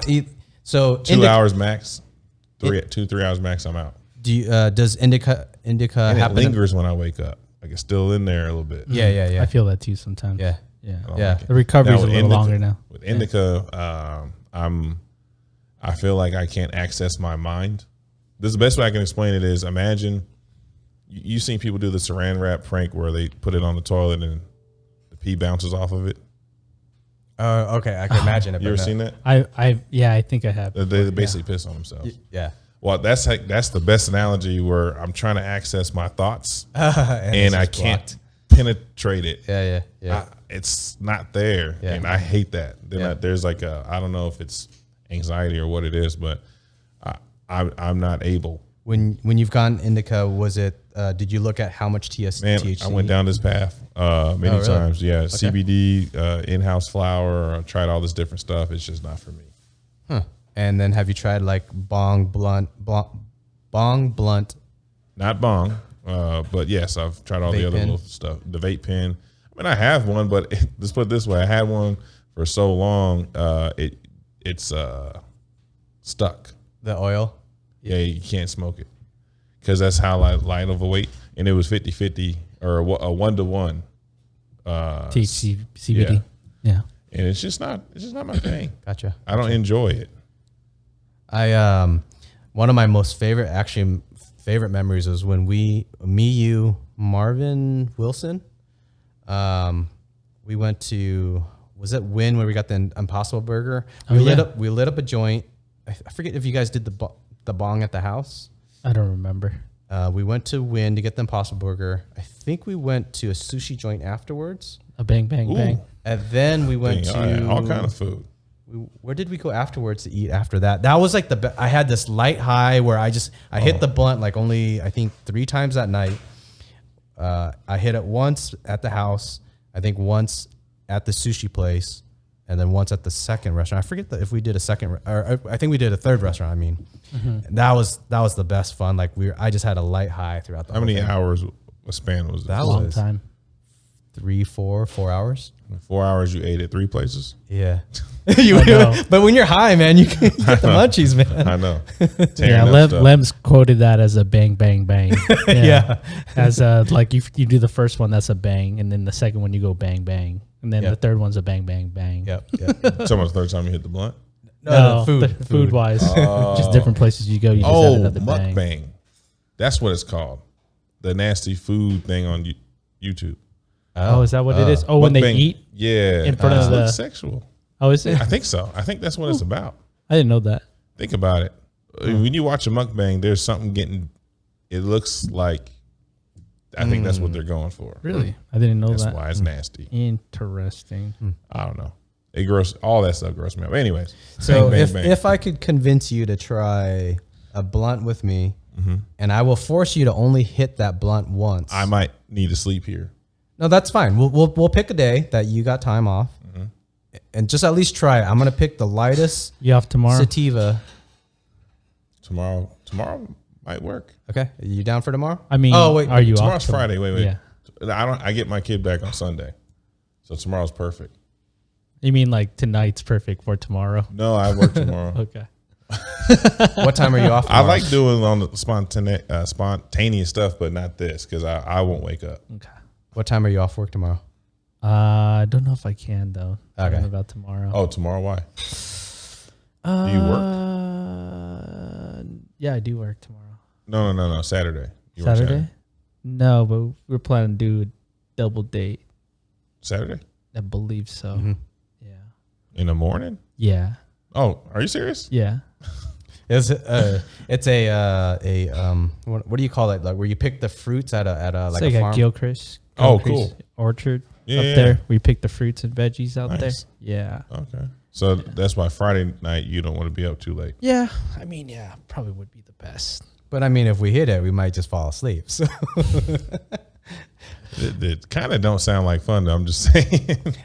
So my game plan is to get a blunt because that's the lowest. Because if you do a vape pen or a bong, in my opinion, the amount of THC, you get the highest amount of THC. Like a bong, I think is something like 99% of the THC. So even if there's 8% THC, you're getting 99% of that 8%. Where a blunt, like I don't know the numbers. I think it's like 60%. You get 60% of that 8%. So you get this a smaller amount. And then I would force you to just do one hit, wait freaking. You keep saying force. You said it like 3 times. Because I don't know. You've said multiple times that it doesn't work, but there's got to be either something. You might be right. Maybe I'm doing too much of it. Probably. Yeah. Normally, you might be on that's what something. happens. Typically, that's what happens. Yeah. Okay. Yeah. And then that's what I I mean. smoke hookah, and that's big hits. Yeah. Maybe I'm hitting it too hard. No. When I take a small and then that's the one hit for me. Okay. Some people are like, yeah, that's one. No. See, that's what you're. That's that one hit wonder, man. Huh? One hit wonder. You know. Yeah. Ooh, you're out. Yeah, I mean, Go hard or go home. Sometimes. optimize that hit. Or go hard or go to sleep. And what we could do tomorrow is get a bunch of wings. Get a bunch of wings. Oh, I air fried wings for the first time 2 days ago. Came out amazing. Where? Air fry you made them? Make our own. Yeah, I'm down. We got an air fryer. Yeah. I haven't used that air fryer. Because if you buy the wings, they get cold. I don't know. I want them fresh. We'll make them. Yeah, I'm down or with I'll that. make them, whatever. I'm down with that. They turn out like hella crispy still. Yeah, man. I have photos in my phone. Better than the oven. Yeah, better than the oven. The grill's good, but that's char. You know, the air fried wings were great. Really? Yeah, interesting. It was crispy, and I tossed it in my sauce. It was amazing. It was so good I bit the bone. Like I eat the bone too. If Really? it's good, yeah. If it's cooked right well, I will eat. What kind of sauce do you put in it? Right now I'm doing hot sauce, like buffalo sauce. But then I bought homemade, or no? No, I don't make my own sauce. No, But I bought the B-Dubs Asian Zing. Oh yeah, That was delicious. Oh, that sounds hella bomb. Parmesan garlic from B-Dubs. That one's good too. I'm thinking about my comment on how lightweight I am. When I talk about when I take a hit that light, like I feel like a fucking pussy, but But if it works, it works, right? It works, yeah. Like that when we, how many years ago was that when we did that? Wait a minute, hang on, back up. You say you feel like a pussy. You know that organ is incredible. Like It's true though. Take a beating. Oh, take a beating, yeah. a baby. What? And it recovers. Anyway, I witnessed all that. I told you, my kid. I was like, oh, there's no coming back for this kid. Is messing it up. And 30 days later, it was like back in. I was like, what the hell is this? This is incredible. Well, women don't understand how horny men get. Like that's. Oh, I thought it was ruined watching my daughter come out. I was like, Yeah. You ruining it. But the animal body's an instincts got the amazing best of thing. you. Animal instincts for wanting sex afterwards. 30 days after the. I would think that the body is producing. Actually, I don't even know what it is. The hormones to want sex. 30 days we was back in the game. I'm just saying. You're. I'm just saying your analogy. You felt like a pussy, so you felt tough. And incredible. Yes. Gotcha. Yes. Or you felt like see a it. pinky. Like the pinky ain't shit. Okay, I felt like a pinky. No, I do from a weird intellectual. It's probably not even intellectual. Whether if someone calls you a dick, or if someone calls someone a pussy, like I feel like I'd prefer to reserve those words for sexual things and not insults or using those words to mean other meanings. If that makes sense. Of course. Yeah. First of all, English sucks. Yeah.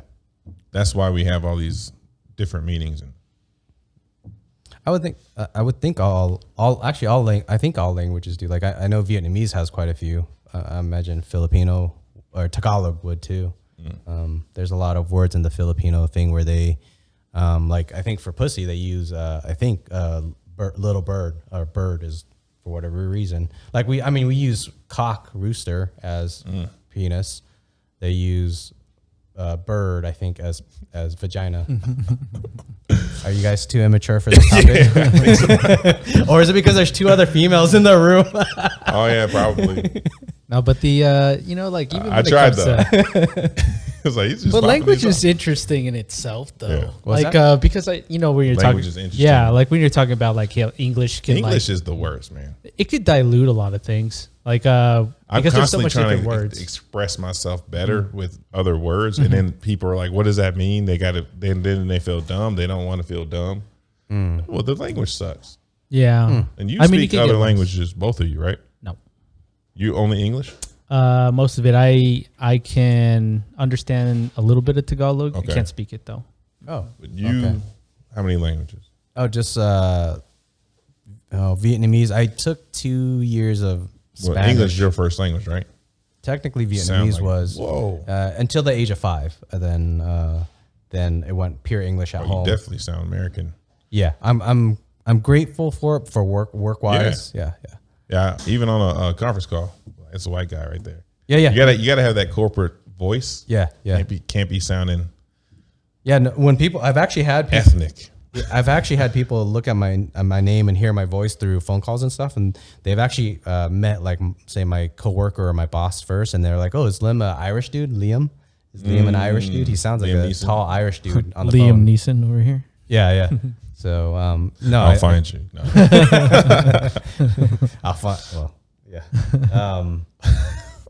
I was thinking about saying something inappropriate. I I'm not know gonna you. say it. When you cut away, it was something.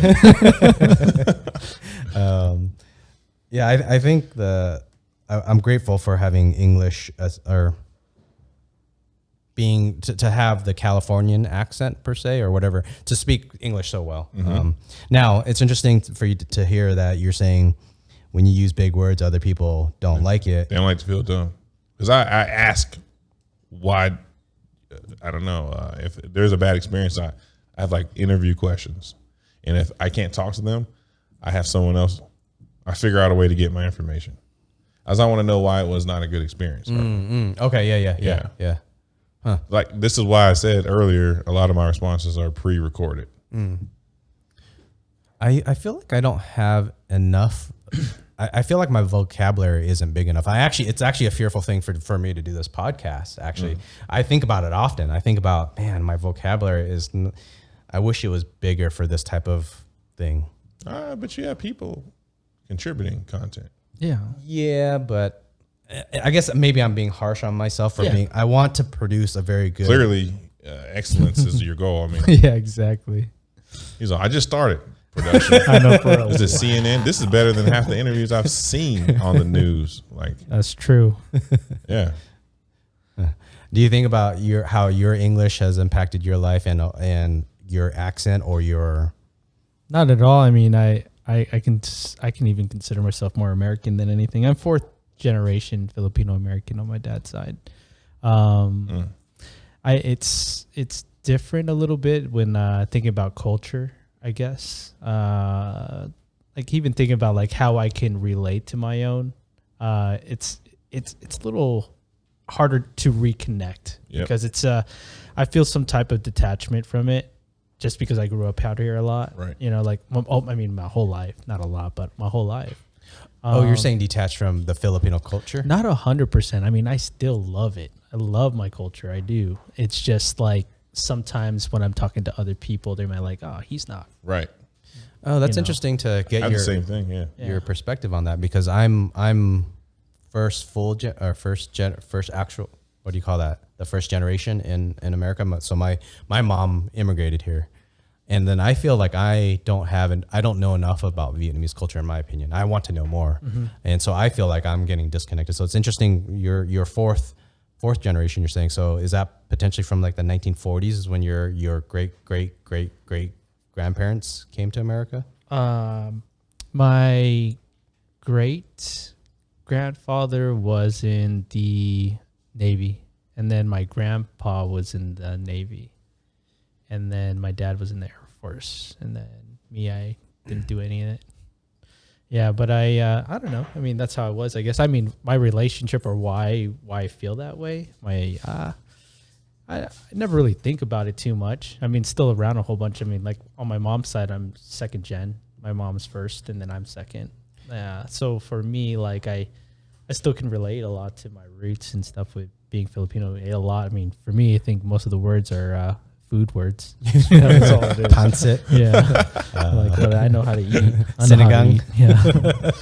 I love Filipino food, man. I worked at the Navy base in San Diego. It was all Filipinos there. Oh, really? Yeah. So I mean, yeah. I actually one time I went to the restroom while I was working there, and an officer walked into the restroom, and he's just saying this Filipino stuff or Tagalog, and I assumed he was on a cell phone or something, and I'm just doing my business, going pee in the urinal, and he walks up and he says, "You don't know how to talk to your elders?" I'm like, "Oh, you're talking to me in Tagalog? I'm not Filipino, man. I'm sorry, don't beat me down." Like, so weird. While you, okay, we talking while we yeah. Do you get sort of? Do other Filipinos judge you, whether family or friends, where they're like, "Oh, you don't know Filipino culture enough"? Or? I don't think so. Not really. I think a whole lot. I mean, but You said you felt it. I felt it not like all the time, but sometimes there's like a little bit of that. You know, that I like a little cliquish here and there, of course, right? Yeah. So I mean, it's not something I fight with. It's just how I grew up, right? I mean, that's who I am. You know, I can't really deny who I am. So I'm okay with it. It's just, that's just the way, you know, I interpret it sometimes is, you know, there's a little bit of disconnect in there from, you know, being. It's like the culture disconnect. Yeah, a little bit. Yeah, I mean, I went and did Filipino cultural dance growing up. You know, I did like a whole bunch of things to maybe envelop that, you know, kind of dive into culture a little bit. But I mean, not knowingly though. It was just for fun, you know? Yeah.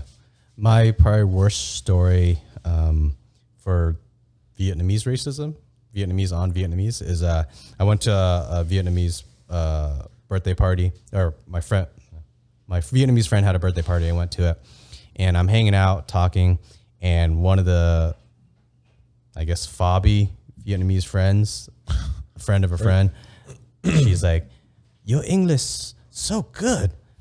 I can't you say do her. Fabi, you talking about fresh off the boat, or is that someone's name? Fresh off the boat. Oh, okay. And she started like saying, "Gosh, you're so white. Your voice is so white." She said it like 3 times, and it actually hurt me. I'm like, "Damn, woman, I'm trying to hang out at this party and hang out." She's probably giving you a compliment though. Oh, it was like both. It was like a diss and a compliment. I took salty. I took it as a diss. Like, it made me feel uncomfortable. I just wanted to. At that time in my life, I was trying to get more into my Vietnamese roots. I was trying to have a lot of Vietnamese friends just to understand the culture more. But for her to say that, I felt really not invited at that time. Well, she's definitely not your people. Like the people that you were with, were they doing that to you? No. Yeah. No. Well, so there's some of the I don't know what to decipher as personal traits on this situation or cultural traits. So I feel like the Vietnamese culture has a lot of shit talking, actually. I'm not sure though. I didn't quite see that with my wife's family. Well, you started off saying Vietnamese racism, and I think you're talking about either elitism or maybe colorism, or I don't know. But it's not, you can't be racist against your own race. Yes, I chose. Yeah. But there's definitely an elitism happening. And there's also kind of what you were describing. You're disconnected from, you like if you're going to speak English well, at least sound like broken English. Like you understand that's a thing to try to sound like you don't speak English that well. Oh. Like I've seen my ex, she speaks excellent English and she speaks excellent Spanish. And then when she's around her people, her English sounds like that never occurred to me. What do you call it? Try that. Yeah, I mean, I do it too. When I'm around anyone that's from Virginia or the country, then I'm gonna mess up my English more. But are you doing it it's easier to talk and connect if we have the similar slang or similar slurring of words or whatever, but or mumble. But like when you're in an office, like corporate office, I don't know, my neck is straighter, you know what I mean? And I'm pronouncing stuff with a little bit more emphasis. Yeah. And I'm using different vernacular because it's a corporate environment, which I learned in the work environment.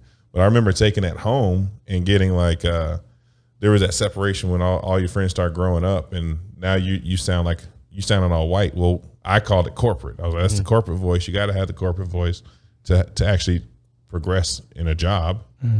But when you come back home, you turn it off. Yeah. But I'm still saying stuff. I remember typically was one of the first. I used to have a little notepad, and I would write down words in the conference calls, or I'm in a meeting conference room, and there's all these older white men in there, and I'm taking notes like I want to sound like one of you, be taken seriously because I know the job, right? And I was like 20. You picking up on words though? Yeah, I started picking up words, and then it just became normal. It's funny because then it started happening with the people that I spent time with. They started increasing their vocabulary. But anyway. No, I think it's interesting. But with her, if you could have broken your English up sounding like more Vietnamese, she probably would have chilled out. Don't they call that? It's a culture thing, man. Is it Vietlish? Oh, it's a thing. Yeah, like they have like Chinglish or like Taglish. Yeah. It's almost like, you know what I'm talking about. Yeah. Do you do it, right? To my grandma sometimes. When you're talking, you break up the words. Yeah, a little bit. Yeah, or you sound the way you pronounce it. Because I mean, it just because that's the way they would pronounce it in their own mind. So it's like in order for me to communicate with them, I would like, you know, alter it a little bit enough where they can understand me. Yeah. Because it's like how they process it in their mind. I try to mimic it in a way that I can communicate with them. Yeah, it does help you connect better. Yeah. I used to say, why are you being fake? That's not how you sound. Then I realized the connection is not happening. Yeah. So, okay. That makes sense. Yeah. Yeah. I don't think it's a bad thing to do. Like, it's just wanting to connect with people anyways. Right. That's what I think. No, it was just me back, like, growing up. It was more like, are you being genuine now? Why are you talking different, you know? I see. Just be yourself. But no, you're connecting with different people. Different groups of people. Yeah. Well, if it was a utopian world, if people were to just accept that there's different dialects, different accents, and then say in that situation for that Vietnamese girl that was making fun of my English, or however you want to say it, if she could just have that sympathy or empathy or knowledge to just be, oh, I don't need to make fun of his English. Like, we could still speak. I would say this was in a utopian, you talking about where no one's being negative, because this would still happen. The dialect thing would still happen because you have cultures in this bowl. I think you would still have the dialect, but people wouldn't have a negative feeling. I don't know, because if it connects you, the only thing you're trying to omit is the negative response. That's it. But I think if it connects you, there's going to be. I see what you're saying. There's a positive response if you have, and you can't have positivity without negativity. Can you? Think about it. No, if it's not polarized, why are we even defining it as positive? That sounds like stoicism. What's that? Like stoic philosophy. Is that like apathy? See, these things get thrown at me a lot. I've heard stoic before. Is that a lack of empathy or sympathy? No, it's like a type of philosophy. Oh, it's a person? As a philosophy and way of thinking. Yeah. I don't know that definition. I don't know, but I know empathy and sympathy. I can mimic it and make you feel like I cared. Yeah. I'm not saying I don't care at all, but sometimes I don't. And I know it's good to sound like I cared. I'm going to go on a tangent. When you mentioned being corporate and the white person voice and whatnot. Yeah, corporate. I call it corporate voice, but really it was you trying to sound like a white man. Yeah. That's 75% of our nation is white male. White people. Yeah. The tangent I was going to go to was even though I have my first world problems that I like to complain about, and then I do complain about the potential subtle racism of my lack of promotions where I've worked because of white people. But my whole my whole life has benefited through some key white people that help raise me. So even though I complain about it, I am very fortunate to have the history that I have, the opportunities that I have. I mean, Uncle Mark, thank you for helping raise me. Scott, I hope you're doing very well. I haven't talked to you in a couple of years. Thank you for giving me the opportunity that you provided.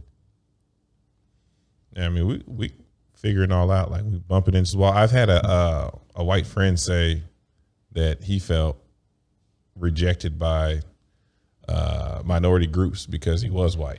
Yeah. Like you don't get to be partaking in anything that we're partaking in. It's like, well, I grew up poor. Like he was like, because I grew up poor, we had poverty in common or whatever the case is. I'm like, yeah, we basically are all kind of walking around with different chips on our shoulder. But I would say in this country anyway, there's a clear unlevel playing field if you're already white.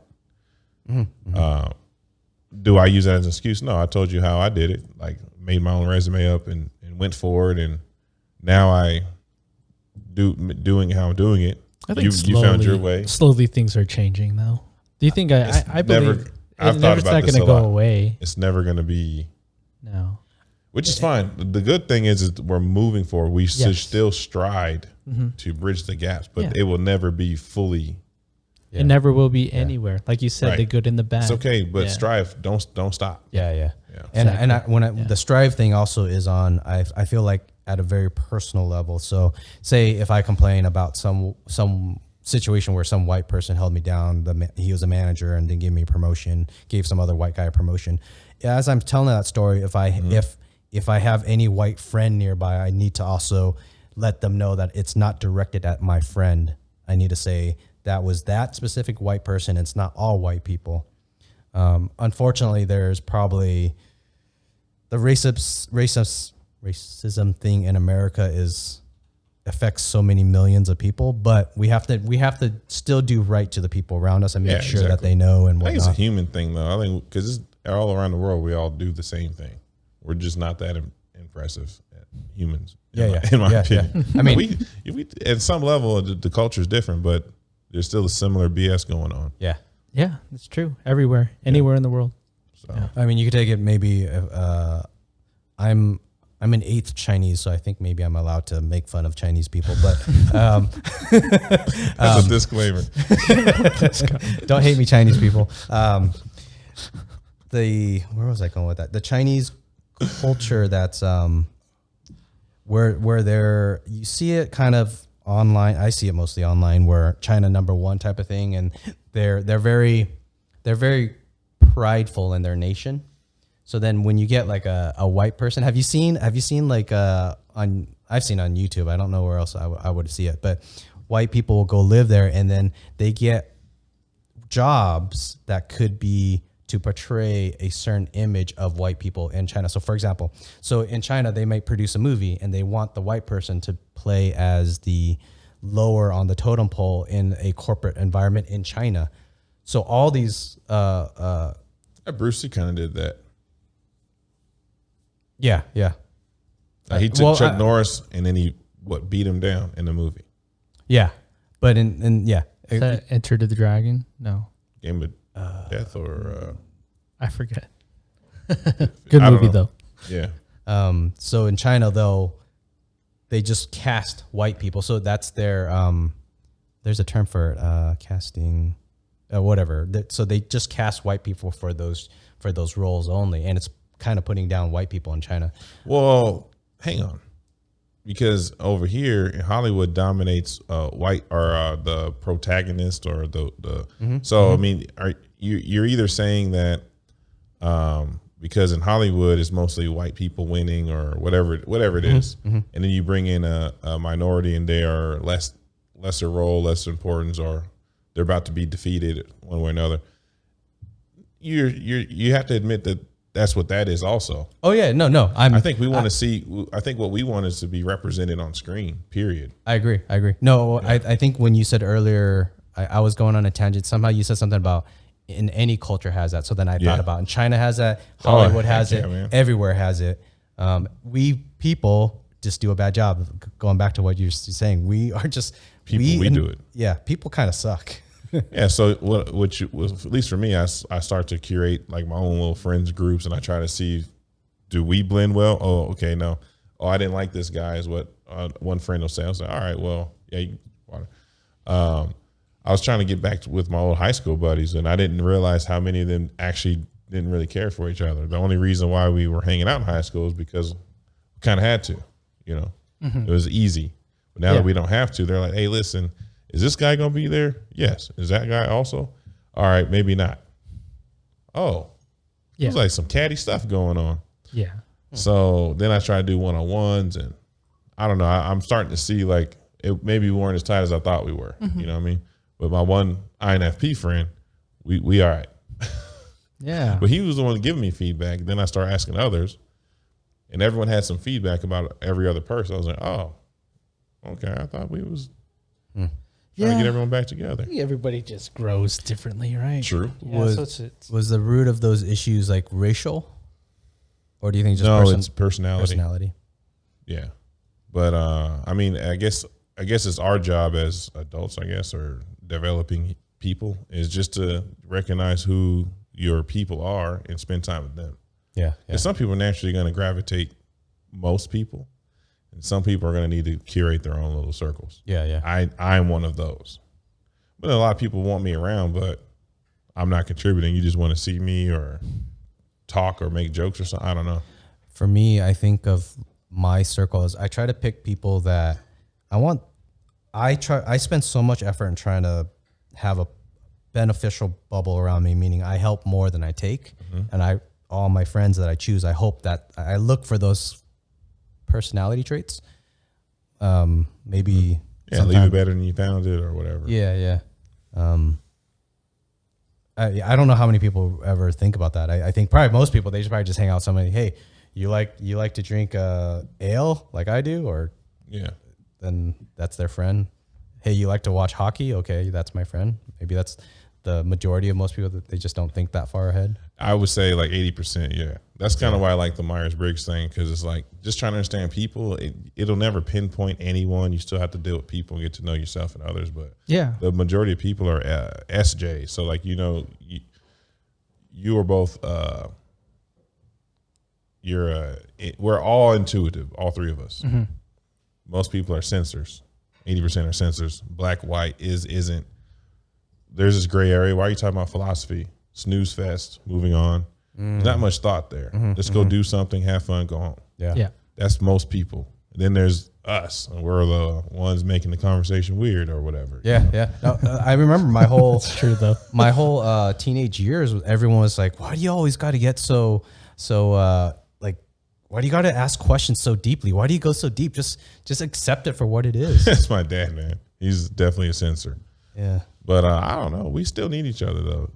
Them and us. For We sure. all need each other. Yeah. So You like what you like, you know? I just know a time and place. I'm not going to be like, if there's an event with like a game or whatever's going on, I'm going to want the light to not be on me.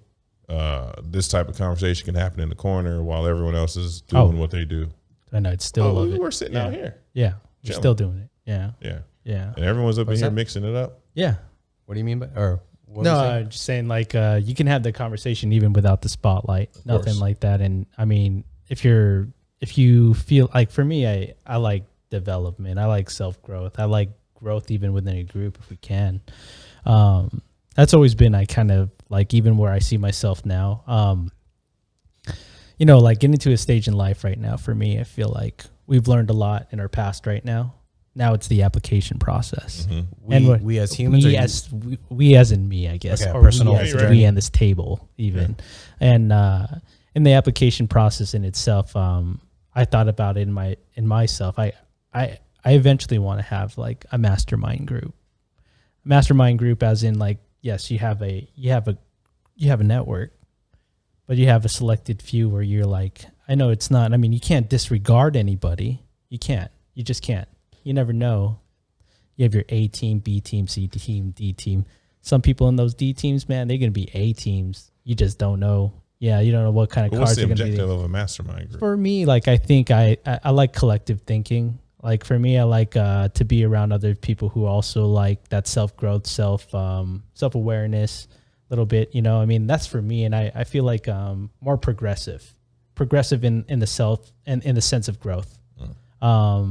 I mean, similarities, of course, and everything else. But like you said, it's like a little bit more depth, a little bit more engaged instead of, hey, like, oh, I love that.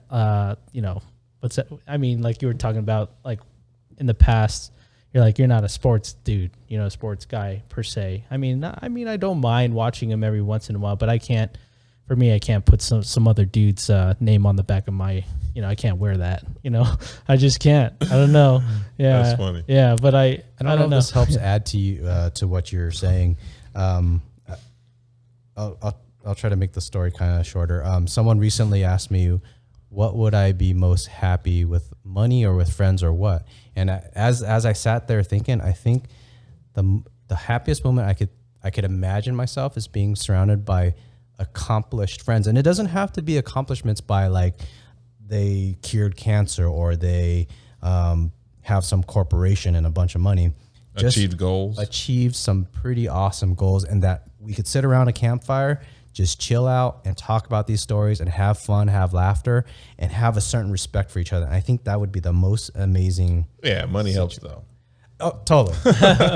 For sure. Totally. But no, obviously the time of people matter. Oh yes. And you can't buy that. That would be prostitution. So, I was thinking of your mastermind group. Maybe, I don't know if that. But I still don't know the objective of that. There's not really an objective, I guess, per se, but I guess, Mastermind, that sounds like a legit. like kind of like down. Okay, objective is just more centered, I guess, in the sense where it's not just the fluff around. It's like kind of get into the to how are we growing as people kind of thing. You know, like I want to see some type of growth. That's how I feel, anyways. It's a beautiful thing watching you do this, though. Hey man, that's a pickup line too. Yeah, yeah. Never mind.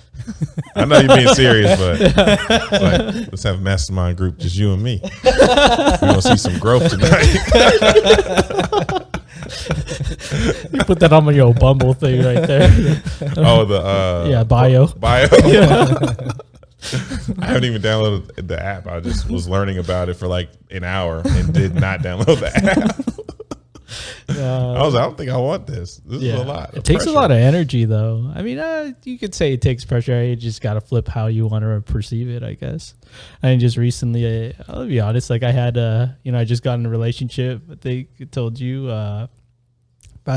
we had just ended up dating for about a month. We met on Bumble, and originally, like, the plan was I've been telling some coworkers, it's like, you know what? I'm going to try to use Bumble and some of these other dating apps to close some loans. Close some loans, like for work. Yeah, so for like work. Meet girls and then get the refi or their purchase turn done. Them into clients. Wait. Yeah. Talking at the same time. So trying to get business through these apps. What? Yeah. So like I'm gonna go on this date and then treat them like broker. Yes. Oh, okay, yeah. Okay. I'm thinking like you're trying to get student loans paid off.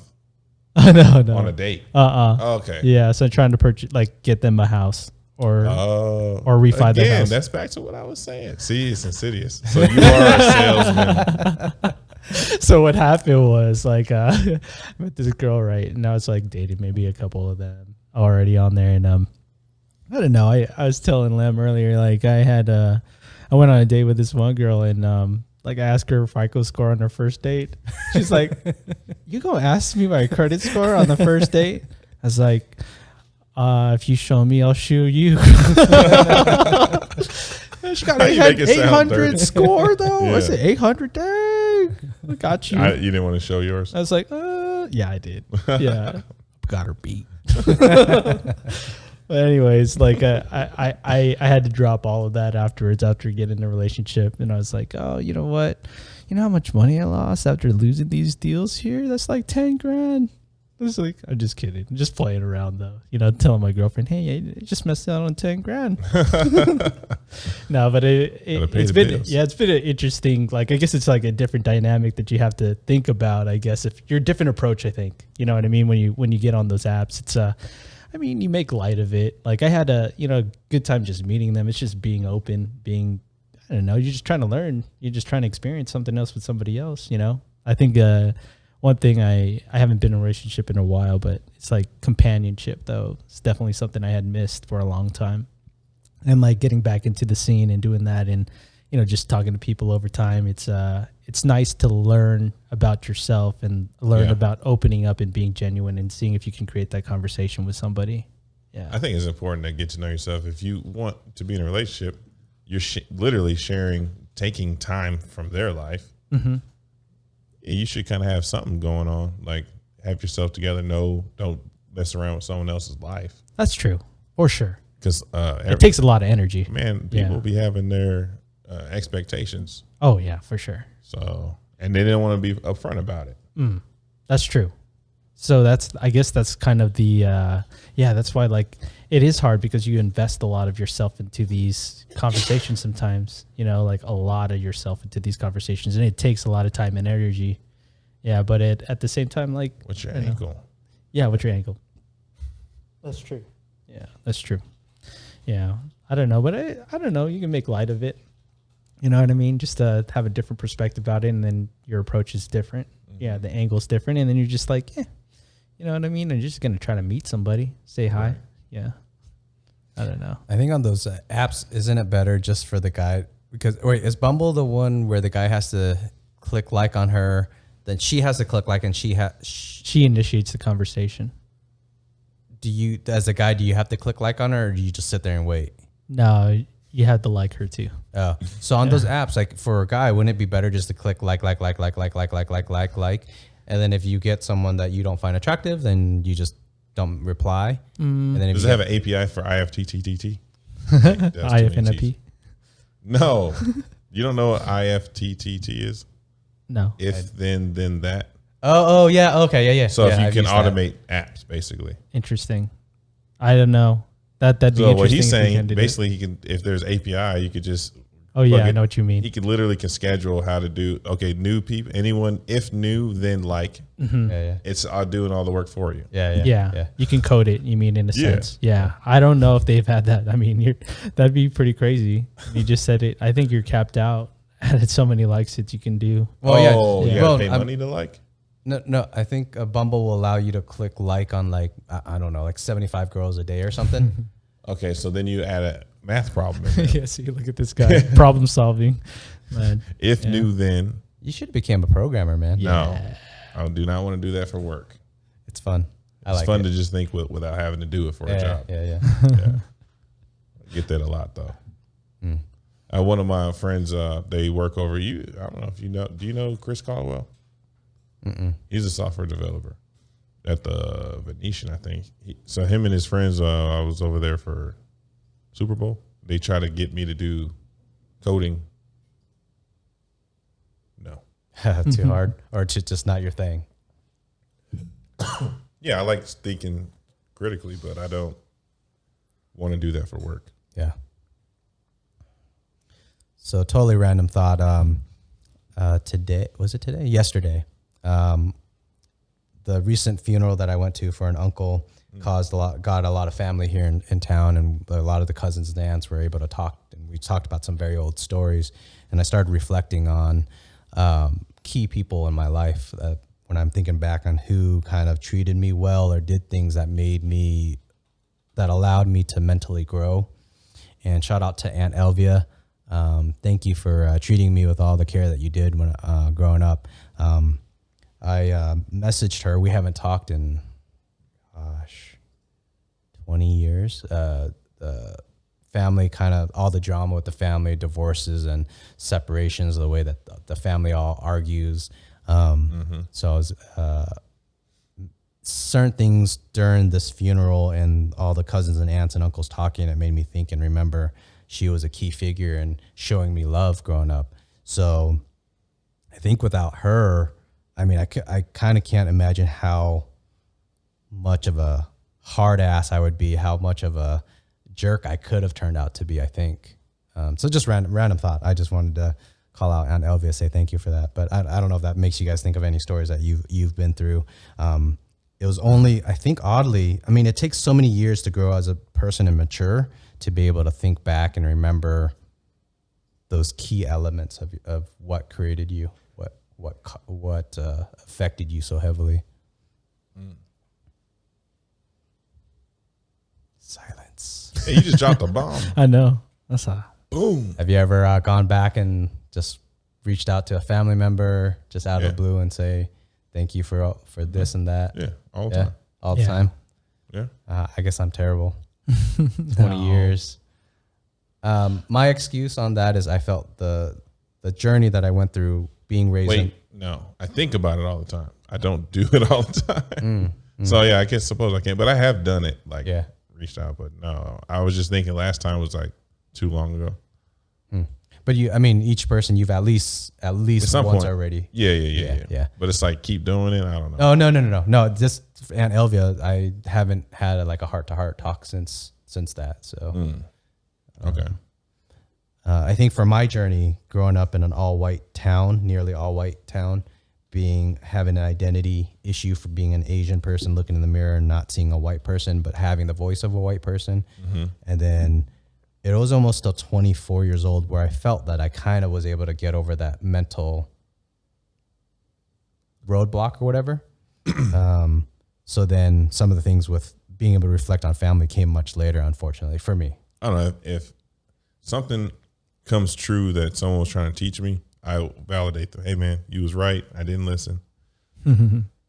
Or like my coach, did not like my coach for the longest time. Excuse me. And then later in life, I was like, oh man, actually, I started noticing the level of grit or ambition that people had, or strength, or whatever it was. And I know that some of it came from maybe my dad or this coach or whatever it is. And I'm like, hey, thanks for pushing me so hard. I did not like you for it. Yeah. But thank you. You know, I do that when it clicks for me. Yeah. You know, so. So fortunate for you, it seems like it clicked earlier for you. No, I'm just saying sometimes it'd be like 20 years later. I'm like, oh, I just got it. Thanks. Or it's a message or something. Yeah. Well, at least I honor. You can recall that learning thing. Yeah, I remember. I remember a lot. So that's awesome. Yeah. Yeah.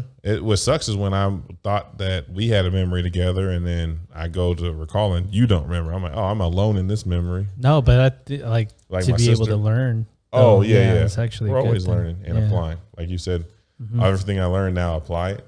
I would say it's constantly learning and apply. That's good. Yeah. Right. That's true. What messes me up is when I get new information that would make me have to change something in my life.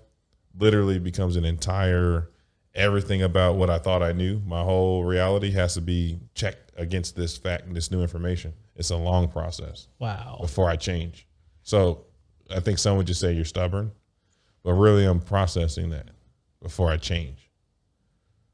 I think that's a good thing though. Yeah, I think it is, but if change needs to happen quicker, sometimes it's not good. Yeah. There's pros and cons to everything. I guess that's like how science is. You're like doing that scientific method where theory turns into fact. Yeah. Yeah. So like you keep talking about the utopian thing. This is funny. I used to think that Atlantis really happened. They're still trying to find that place. That's what I thought. Okay, so it was like 2 years ago. I realized I was like, oh, I want to go to Greece and go see the Atlantis exhibit. And then it was like, that's just a mythology. I was like, so I looked it up. And I was like, oh, this didn't actually exist. So then I posted it on Facebook. Like, hey, I just found out it's not real. And then a couple other people from my high school was like, it did happen. What are you talking about? And I was like, okay, so you just as dumb as me. But no, I mean, the idea of utopia is nice. I just don't know how possible. No, not with humans. Or it doesn't seem possible with humans. Yeah, there's gonna be chaos and That's the thing clarity. Is it's like chaos and clarity. The thing is, you just gotta know that. I was trying to figure this out, but it's like you got chaos, and then you think about stability, right? Actually, when it really comes down to it, it's chaos that's actually normal. Mm-hmm. Yeah, it's always constant. Yeah. It's always constant change anyway. So it's like, is there that utopia? No, there never will be. You can try to control the chaos. You can, but it's always that's what's constant. Yeah, it's always going to be there. Like you said funeral and family. I was like, last funeral until I fought my brother. I was like, I wonder if it's going to be a negative story. You bring all these family members together around a loss. Well, I would say more good than bad, but there's going to be some unresolved issues, and now we meet again. No, my family is fucked up. So a couple days ago, me and my cousins got together and got high, and we started talking about all the stories. We all just talking about how fucked up mentally my family is. So all of us are waiting for an explosion of some type of issue, and luckily none happened. But all the side stories, there are so many just waiting to blow up. We would be talking about how our parents or whomever was older than us prevented us from connecting, like our cousins, same age. We couldn't talk because they weren't okay. Yeah. But we liked each other. Yeah, same with me. Yeah, so it's like same. Like I said, no matter where the humans are, we do the same thing. Fucked up shit. Yeah. We're not that impressive, man. Yeah. We think we are, but I don't know. What are your thoughts on capital punishment? Like another round. That was a major. You keep dropping these bombs, man. Yeah. I used to think that I used to be for it. Within the last 5 to 7 years, I've kind of turned, and I think if you want to respect life, I know that they say they're on death row because they killed somebody, so they didn't respect life. But now, to put them on death row, are you respecting life? To respect life, you have to respect all life. I believe in rehabilitation. That's what I do. I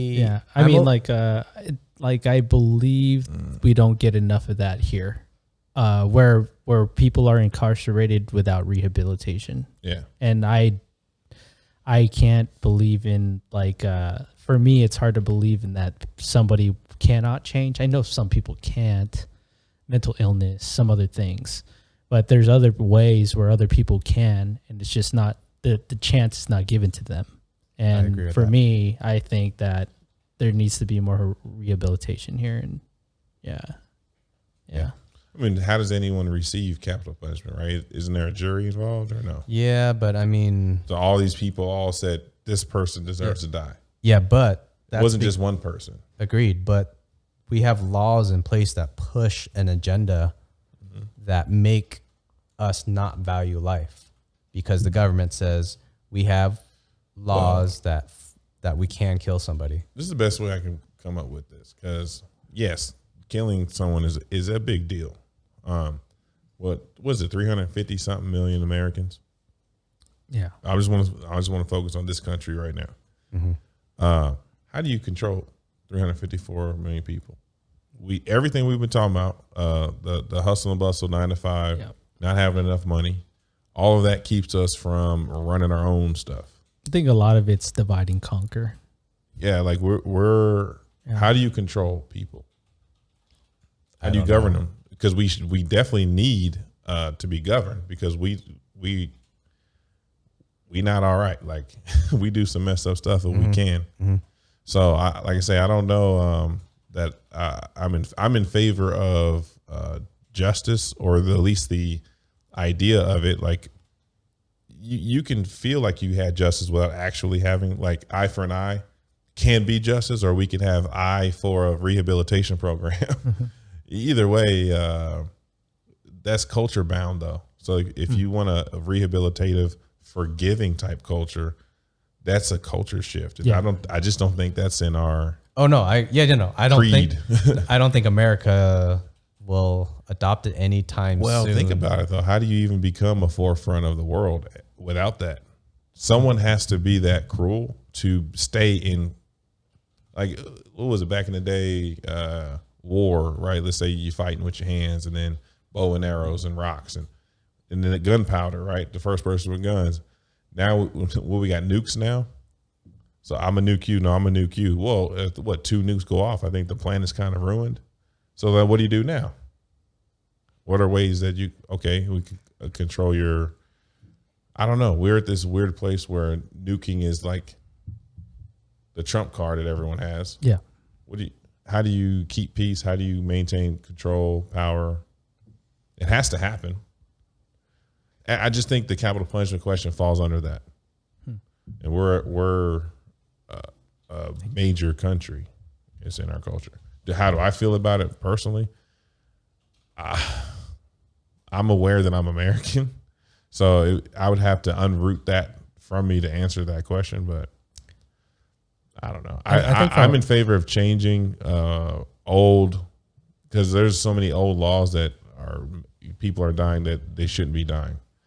But should no one get capital punishment? I don't know about that. But I think we can work on less people. So many people are innocent in there with life sentences or even death sentences. How do you not adequate evidence, and you got the life penalty on you? How do you change a social behavior? How you change social behavior? Education. It's kind of like, because I'm half black and half Native American, right? So like, what was happening to when you take the natives' land or and the people? Well, we're enemies. Well, what they did was they took the kids, put them through the school. That's where right. You're learning our history and our stuff. You have to get the education in, basically conforming. Impart that. And the older people are going to stay rebelling, right? So you put in laws to try to prevent them from imparting the traditions into the people. It's really messed up. But I'm just saying, you're talking about unethical stuff. Yeah. To change a social behavior. Yeah. I mean, how do we do that? Yeah. How do you do that? Powerful thing. Exactly. How do you do that in the right direction? It's going to take too long. I think government education and building the laws that fit the moral ground. We'll do ripples for change that we won't be alive to see. Yeah. Type of thing. It's that slow, but it's worthy of going forward. For sure. Yeah. All right. Final questions time. I think you've already done 2 talks, right? You haven't done 2 talks, so I'm gonna. This is the second talk. This is your second talk? Yeah. Oh. What was the other talk? We talked. No. No, I forgot. Okay, both of you guys have to answer these questions then. Have to. force you. I'm gonna snake it back. I'm a controlling person, I guess. Me too. That's why I pointed it out. All right, what's the best vacation you've been on? Best vacation? Can you go on him while I think about it? Yeah. Earl, what's the best vacation you've been on? Leaving my job. I guess you could say that's 2014 one. Both 16. Yeah, 2014 one was definitely like, different type of development. My last one too was different growth as well. What was the best part of it? The experiences, the experience, or of course, in your mind, how you changed. A little bit of everything. Yeah, it was the whole experience as a whole. Like in general, it didn't know what I was doing. It was almost aimless. It's just living life and not even like, I know everybody has different responsibilities, but letting go a little bit where you can just let go and just, I don't know, explore a little bit. No agenda, nothing. Like I said, it was just to meet good people around the world. Met a lot of good people. Yeah. If somebody didn't know your story of that and they asked for like a short paragraph, 3-4 sentences on what about that experience changed you, whether mentally and or how fun of the experience, how would you summarize it? Yeah. I think everybody has their own way of, I'm not quite sure if it was like enlightenment or like more awareness or whatever it is. But for me, I think it gave me a bigger awareness of the world as a whole, like a bigger picture. Like I know I only knew Vegas, I only know this, but knowing what's outside and how other people live, how other people act, knowing that they're good people out there, it opened myself up to, it's going through a lot of vulnerability, not knowing anything and a lot of uncertainty going out there, but knowing everything's going to be okay and you're going to come across the good out there as well. Yeah. Not to say that it was always good, but like that was a majority of it and that's what I took out of it. Was that your first international trip? No. Okay. Yeah. All right, Ricky. I got two answers. One before I was an adult on my own. Going to Virginia with my family, I didn't have no worries or cares. We'd be out there for like a week, go to the beach, come home, shoot BB guns, grandma's backyard, stuff like that. But now as an adult. On that Virginia trip, what was it the activities? Was it the family? Was it you mentally? Was it we're driving, so my dad likes to drive, and then we would drive. He actually would let us drive before we got driver's license. But it'd be him. It would either be my parents and my sister and I, or it would be us three, dad and me and my sister. But no, the driving, you driving through I-40 all the way, seeing all the weird towns, and then hearing the people talk funny. I remember this girl was like, it was like in Tennessee, and I thought she was flirting with me. I was like 16, 15. And she was like, "In your name, Ross?" And I was in the restaurant trying to get a refill on my drink. I was like, "No, my name's Rick. What's happening?" Like, I thought she was trying to talk to me. And she was like, this guy goes, "No, she's saying, dude, would you like any more ice?" She was like, would you like any more ice? But she said ice like Oss. In more, I thought she said in your name, Ross. Do you want any more ice? Yeah. I was like, oh, I thought she was trying to talk to me. Yeah, I want some ice. But this guy was like, I know what's happening. She's not into you. I was like, oh, okay. But no, I mean, there's all of that, driving and eating fast food, whatever. But then you get home and all the family, we look alike, sound alike, and then there's food. I don't know. No, I think that's good. Those even going there's out guns there. involved. We're always shooting guns. I think it's good that you brought that up. It's in those experiences actually that I've had. It was the ones that I connected with people the most. It's the ones that I like. My mom came out. Those are the memories I remember. I had a friend, Jay Delis Reyes, who came out with his girlfriend at the time, Sarah, and it's those ones, the shared connections that I've had. I mean, even whether it be family, friends, or even complete strangers where you have the connection, those are those type of experiences through vacations or whatever it is that were the most meaningful. Yeah. As an adult, I went to Seattle. That was a double date trip, basically. That's awesome. It was me, my wife, my friend, and his wife. and we go to Seattle. Now, granted, I would say probably me and my wife was like fighting, arguing, whatever, but we were still doing it together, just with attitude. And the food was great. We had a bunch of bomb seafood.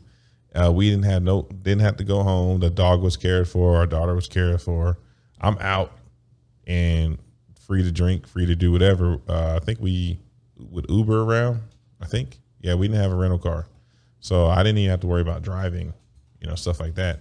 And then I don't know, we just saw a lot of stuff together. So the weather was cool. It wasn't hot. It was actually didn't rain. It was supposed to be. It was like it rained so much. Dressed for it, didn't rain. You went to Seattle? Yep. Nice. Did not rain. So that was my favorite so far, but I haven't had too many others to compare. Yeah. Vacation for. I need to actually vacate. Yeah. One of my most favorite memories, oddly, was talking to my uncle in Vietnam. When I went to Vietnam the first time, the language barrier and trying to converse. My Vietnamese is pretty terrible. The second time I went, I was able to learn.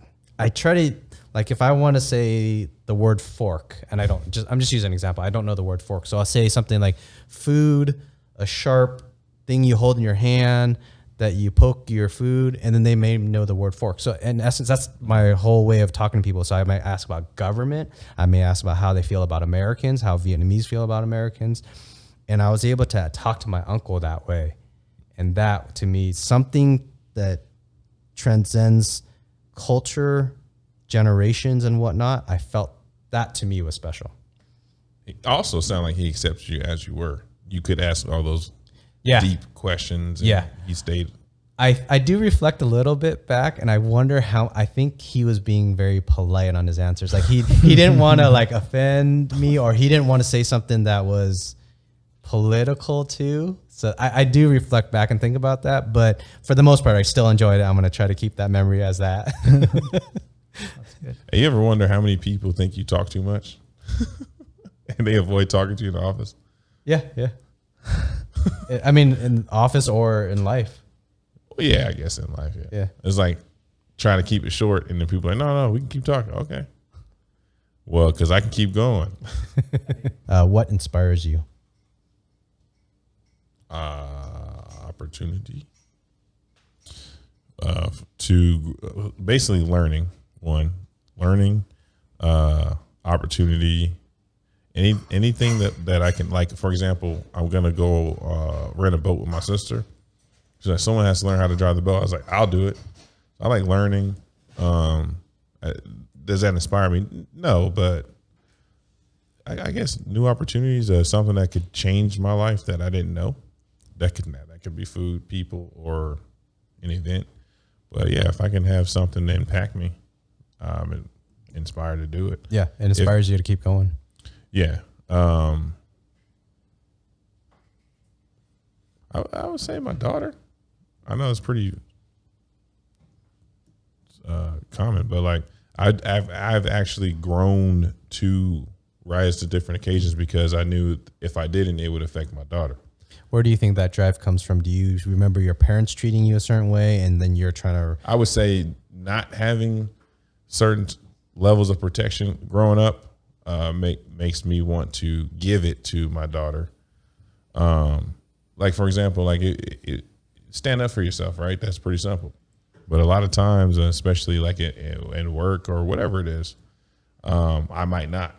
But if I can somehow put it into the context of if I don't, this affects my daughter, man, I could take on the world. Yeah. So, what keeps you up at night? What thoughts do you often ponder about? Yeah, I definitely struggle sleeping. I guess. But with your vape pen, I don't do that. Just go. I was doing go to sleep, then I went and wake up late. Like I sleep through the alarm. And you do heavy hits. That's what you're taking that vape and you're. Yeah, exactly. And then do you actually? I thought Glenn Lerner was the heavy hitter. Glenn Lerner is. And then do you also breathe out prior to the hit? Meaning, do you go? No, you just hit it. I don't hit it like that. That's what I imagine you're doing. But I'm definitely somewhere between yours and that. Damn, man. That's crazy. But yeah, I'm not going to wake up if I do that. I kind of want to smoke. You want to go sleep? I probably, yeah. You were socializing when you hit it. I thought you were smoking out there. I was smoking a tobacco pipe. Oh, that's right. What was that girl saying it was? I forget. Somebody said, that reminds me of my grandpa. Popeye, and then Sherlock Holmes. I don't know. I got a bunch of stuff. It was pretty funny. Oh, Lauren thought it was something else. I forgot. That one girl. Skinny girl. I don't know what she thought it was. I forgot. A weed pipe? Maybe. I don't know. Did I cut you off on that question? What keeps you up at night? I think. What keeps me up at night? Well, the last thing that was keeping me up was not having the divorce signed, worrying what she was going to try to do to drag it on. But I mean, that's the divorce, though. I guess in general, incomplete tasks. I have so much responsibilities and people that are waiting on me to, work. Basically, it's work. Because if I don't do it, that affects my money. So that's my livelihood. So, I had the same thing for sure. How do you deal with that? Do you have a checklist? Man, I have. Is it all over the place? Yeah, it's all over the place. But yeah, I do checklists, emails, reminders. Yep. Reminders that point to other reminders. But nothing really. It's not simple to keep it organized. Like I've tried to rewrite my list stuff down. I still forget stuff. Yeah. I try to go calendar and my checklist only. I try to. The best thing that has worked for me, the best, I guess, consistently is when I know something matters or needs to get done, I just knock that out first or try to get it all knocked out early. It's a 2-week deal. Can I get it done first 3 days? Yeah. If I just don't sleep for 2 days, you know? Jeez. Yeah. And then I can chill. So I'll stress myself out extremely so that I can relax. Like, was that last weekend when you texted me that you're going to work on that car and you try to work through the night? I did work through the night. The car wasn't fixed though. Damn. But I did. Damn. Yeah, the sun came up. So all was a spark plug? Yeah, it's still down. My sister let me borrow a car. But yeah, I will go. I have a 2 to 3 day I can damn near not sleep. And if I can get projects done, I'll knock them out. Jeez. And then I'll relax. That's a good drive. I don't know. It might be killing me. I don't know. Cortisol, ejaculating. Stress relievers. No, cortisol is releasing in my system. What are you talking about? Question for you, Earl. What inspires you? What inspires me? That's a good question. I think love does, for sure. Yeah. Get a connection with somebody. Family does, for sure. Yeah, think about others. I know, like to think about others a lot, but when it comes down to it, actually what helps out is a lot more self-worth too. Yeah. On the family thing, I've been trying to wonder. I wonder at times, is family like is there animal instinct for us to enjoy time with family, or is it just that simply we were raised and maybe it's a pack mentality. I don't know. Tribalism, pact, yeah, maybe. I don't know. It's a funky thing when I think about why do I enjoy time with family so much. I enjoy time with friends too, but it's there's something special with family. Yeah. I mean, it looked like you. I don't know. Definitely all of the above you're saying. Yeah, I think so too. I always feel better when I leave. I'm like, man, y'all got the same quirks I got. Yeah. That's true too. Just a as different prideful. connection. Yeah. Well, there's some people you come across and you're like, dang, you They help connect so shape well. Yeah. They help shape you coming up. Whoever you grew up with, I guess, that Yeah. family. Yeah, Because it may not be your genetic family. Yeah. That's true. Yeah. 100%. Yeah. Aunt Elvia is not genetic family. So, yeah. Thank you to Aunt It's a Elvia. biological family. How about that? I think that's the way biological is the right word. Oh, biological the word. family. Yeah. But yeah, she's not biologically. Yeah. All right, Earl, what keeps you up at night? What thoughts do you often ponder about? I had to go back to what Checklist, Yeah. things to do. yeah, for sure. Ricky was saying, How do you deal with it? I don't. I don't know how to do that. Yeah. I thought you just got to shut it off somehow. I don't know. I was listening to Tim Ferriss and Tom Bellew. I don't know who you know. Tim Ferriss is like he did the 4-hour work week. Tom Bellew, he's a entrepreneur. He's the creator of Quest Nutrition. And anyways, they have a podcast on there too, and they were just talking about like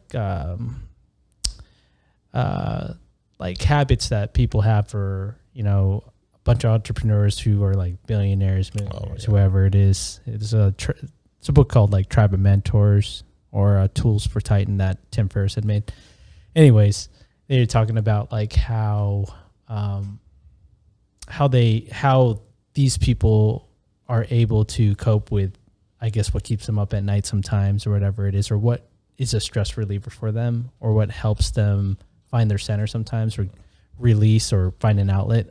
And it was meditation was one of them, and also journaling at the same time. So I mean, you seem like you said you write every it's once indirectly in a while. journaling. Yes, but that's a great way of coping with a lot of things.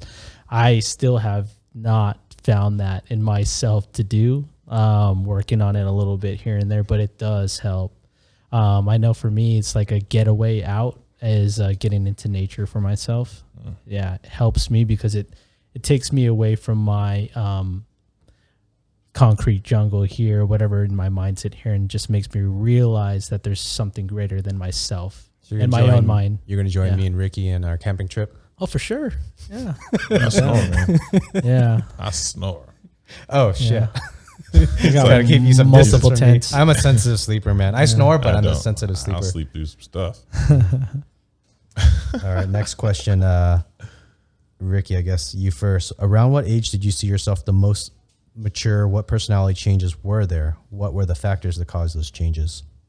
Now, I guess. Wait. That was a lot of stuff. Mouthful. Say that again. Around what age did you see yourself the most mature? What personality changes were there?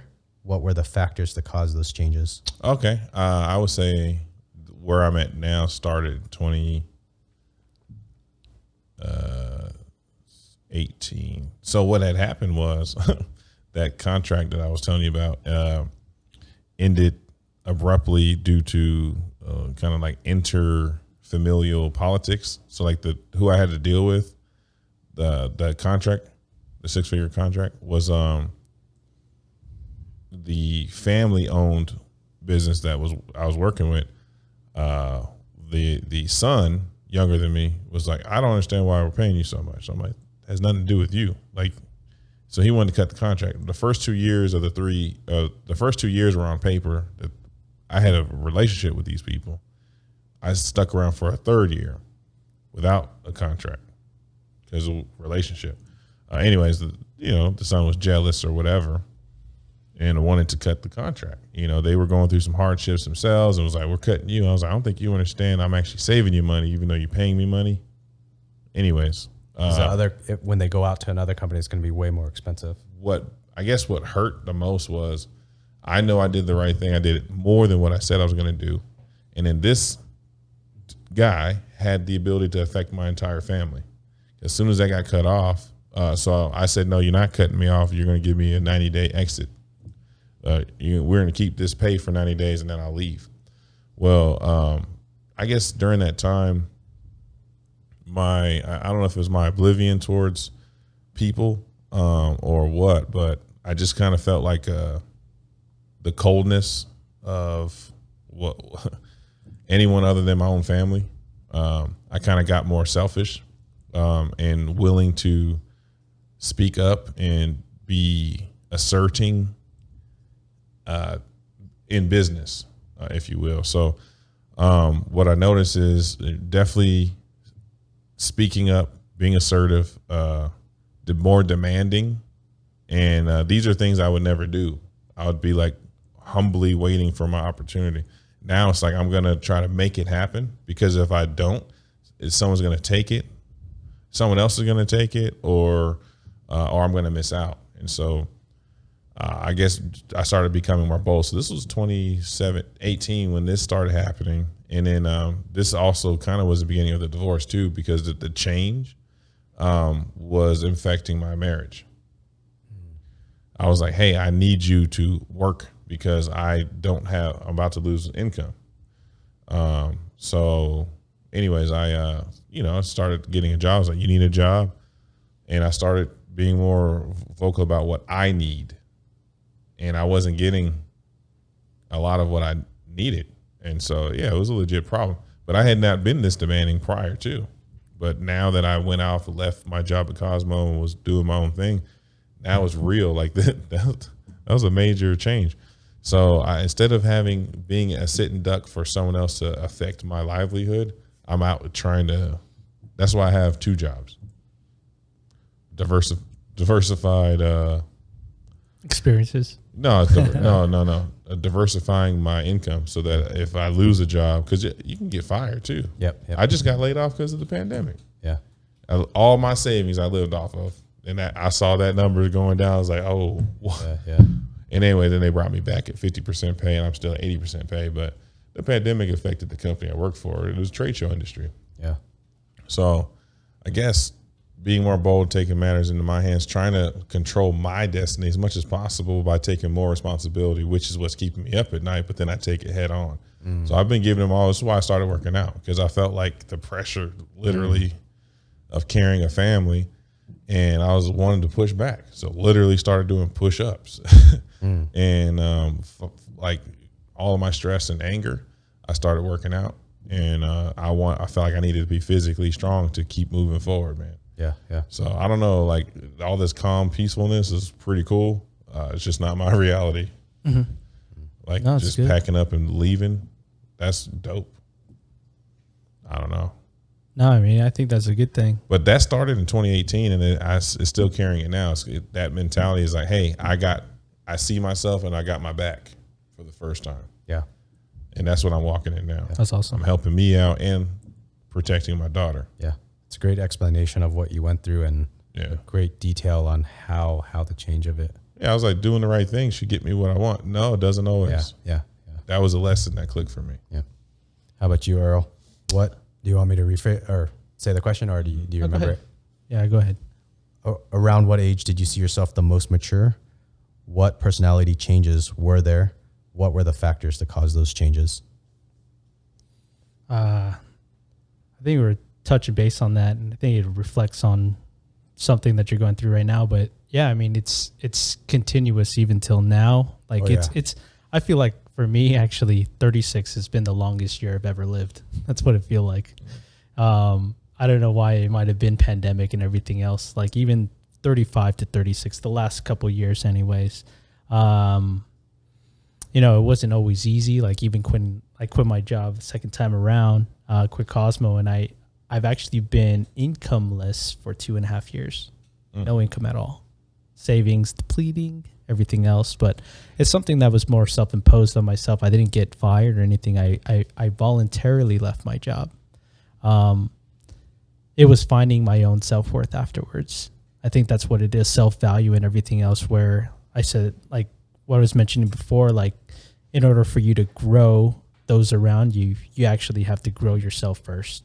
Like talking to a friend before, and it's very true when, like, when a plane's going down, what do they tell you to do when the mask drop? Yeah. You're mask first. You're mask first. That's right. So it's like you're mask first, then you can help everybody else out, right? So it's like kind of realizing that you're worth it, and you got to put in the work to do what you need to do to become the best person you are. And I feel like what has helped me grow through that is like getting to that point where, I mean, it wasn't an easy journey the whole time. I mean, I enjoyed a lot of it. I went to Alaska for a little bit and everything else. I mean, it was good to learn these things, but like realizing it and actually putting things into action, even this new job, like I said, within even the last 5 months, I feel like I've grown more than I've had in many years at my previous jobs. So maybe it is like in your entrepreneurial mindset in itself, where you put in the effort and you get what you put out, is something where like you find your own self-worth, self-value through it, where I feel like I've grown exponentially through it. Still learning a lot, still processing it through, but Yeah, it's been a great experience. Yeah. Next question. What can you not live without, excluding the obvious, water, food, and health? Yeah, just I believe, like, for me anyways, this life experience in itself is actually it's a social experience. Being shared experiences with everybody else. That's what I come to learn anyways. I understand I know I am intuitive and think about it for myself. Yeah, but I at the same time, I believe in that the shared experience that I have with everybody else, the good ones, bad ones, even sometimes, but I can't live without that, and I feel like having that social interaction, that social dynamic within, a network or even just being here, is something I can't really live without. There was a point in time where I secluded, I feel like myself for a very long time. And I feel like, it wasn't necessarily the right way or right mindset that I had at that moment in time, and then coming out and like actually like doing more and, becoming, I don't know, more engaged with everybody around. It's something that I believe that's innate within each of us that I can't live without. I mean, I think about when you say that, I think about solitary confinement, and that you could only go in there for it's supposed to be 2 days before mentally you get fucked up, something like that. I might be wrong. I think there's laws on it, but they find ways to keep people in there longer. But so I think to not have social interaction would be like solitary confinement. All right, how about you? What can you not live without, excluding the obvious? The ability to have time to myself to think, explore, experiment, and create. That's everything. I mean, literally, I applying that to my work, my hobbies, tools. Or if I don't have them, I'll fabricate them. But I want to be able to explore, test things. Is that more to better self-develop? No, it's just using what's going on in here, like how I am. I have to be able to apply it. So like I was thinking about, like I was gonna say, the ability to achieve, but that could be because I grew up in a capitalistic like America. Then because I have my opinions on like socialism or whatever, basically like a government's where you don't have to compete to get your needs met. And I was like, okay, so probably that's questionable. So I didn't want to say be an achiever. That could be because I'm American. So look, I like to experiment, test things, test theories, think, reflect. Like I need time with me to do that and interact with the world around me. That could be people, but I would say I'm more interested in things than people, but I am interested in people, but people that are interested in things with me, maybe the same things, but yeah.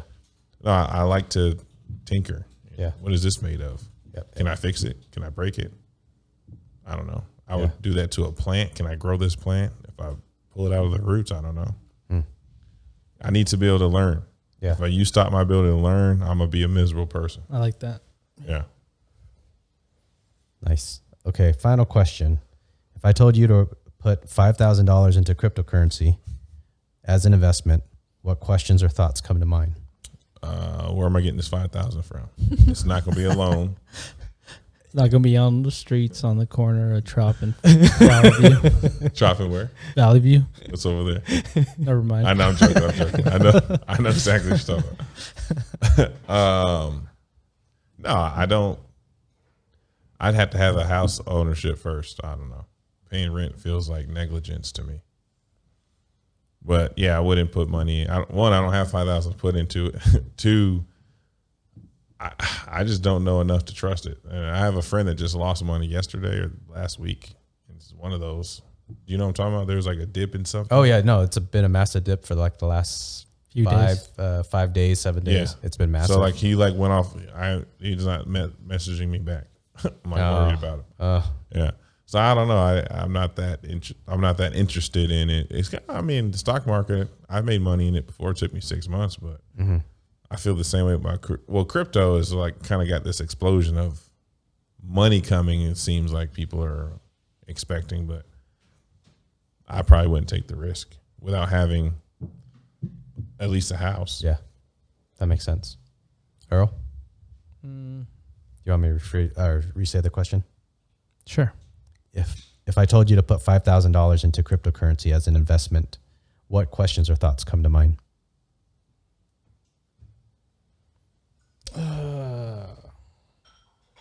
Yeah, I'd probably question it too as well. Like, where can I put it where it'd be, I mean, could it be put into something else where I can benefit from it even more?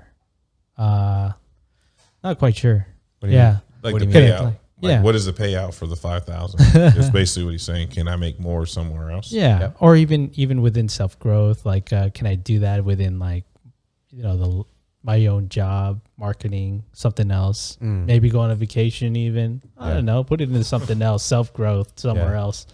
But, you know, I mean, like, thinking about it, I mean, it would be nice, like, maybe wait for a big dip, and then put it in. Sure, why not? Like, that's what's happening right now, right? Yeah. The dip. That's why they lost money. This is the time to buy. Yeah, exactly. Yeah. Right.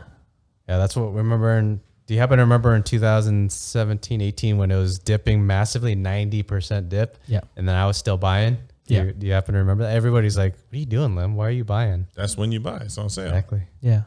Yeah. Okay. All right, gentlemen. It was a pleasure. Let's call this the end. The end.